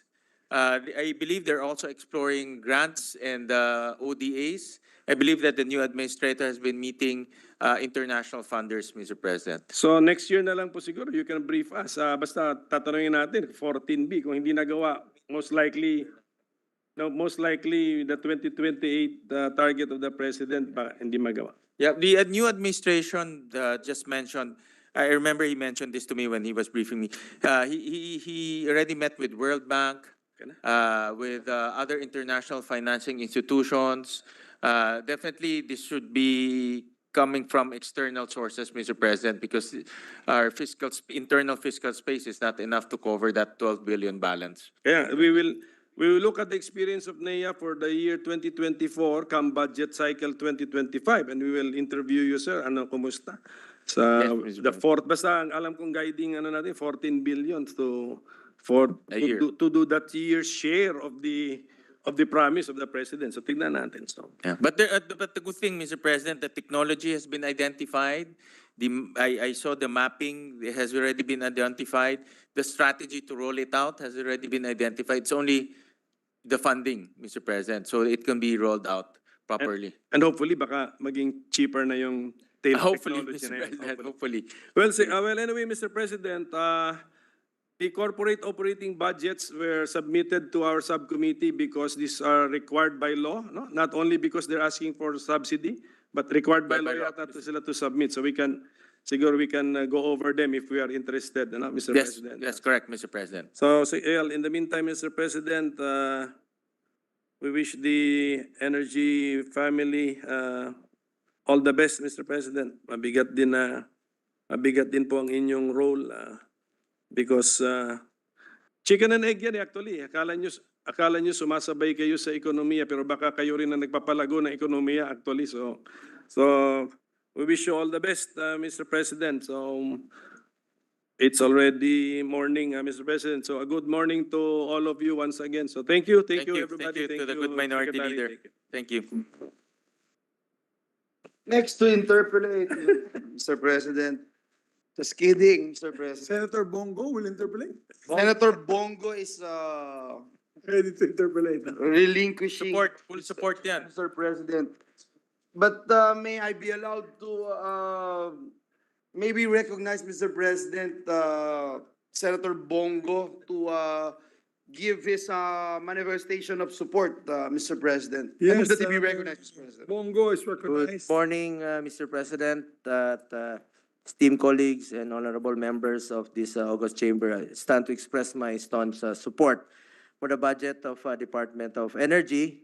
The DOA plays a pivotal role in the electrification of households across the nation, particularly in the far-flung sitios and barangays. This commitment is not just a matter of convenience, but one that directly impacts the lives of our fellow citizens, bringing light to even the remotest corners of our archipelago. Konting ano lang po, hindi to question, no? Paalala lang po sa ating Department of Energy to monitor areas po na yung mga lugar na nagkakaroon pa rin po ng brownout. During isa sa mga hearings po ay dininig natin yung brownout sa Samal. And then after the hearing, medyo nabawasan na po yung brownout. Pero still, kahit may konti-konti, yun lang naman po, gusto lang nating paki-check, paki-monitor kung na-comply na po yung mga brownouts. Not only sa Samal, but sa, narinig ko before sa Palawan, meron pa ba? Mindoro, yung mga malalayong lugar na maaaring hindi natin na monitor, yung mga kababayan nating willing naman po magbayad ng tama at sapat, basta mabigyan lang po sila ng maayos na serbisyo dahil bawat brownout, nasisira talaga yung mga appliances nilang pinaghirapan. Malaking bagay po yun sa mga kababayan nating mahihirap na pinagpawisan po nila yung pagbibili ng kanilang appliances. Yun lang po, Mr. President. Full support po ako sa ating Department of Energy. Maraming salamat po, Mr. President. Thank you to the gentleman from Davao. Mr. President, ako din full support, Mr. President. Mr. President, just to put on record, we appreciate the services being rendered by our co-government workers from the Office of the Department of Energy.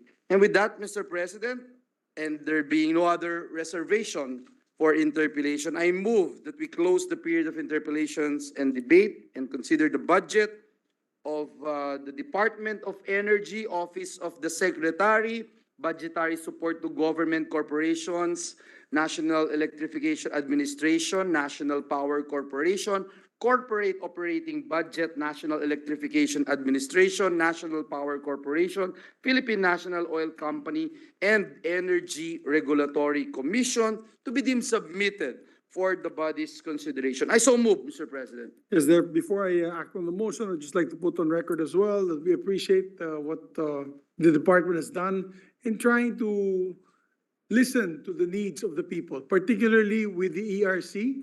ERC Chairman Mona is doing a great job, a yeoman's job fighting against the current to be able to trim down the prices of electricity for our people.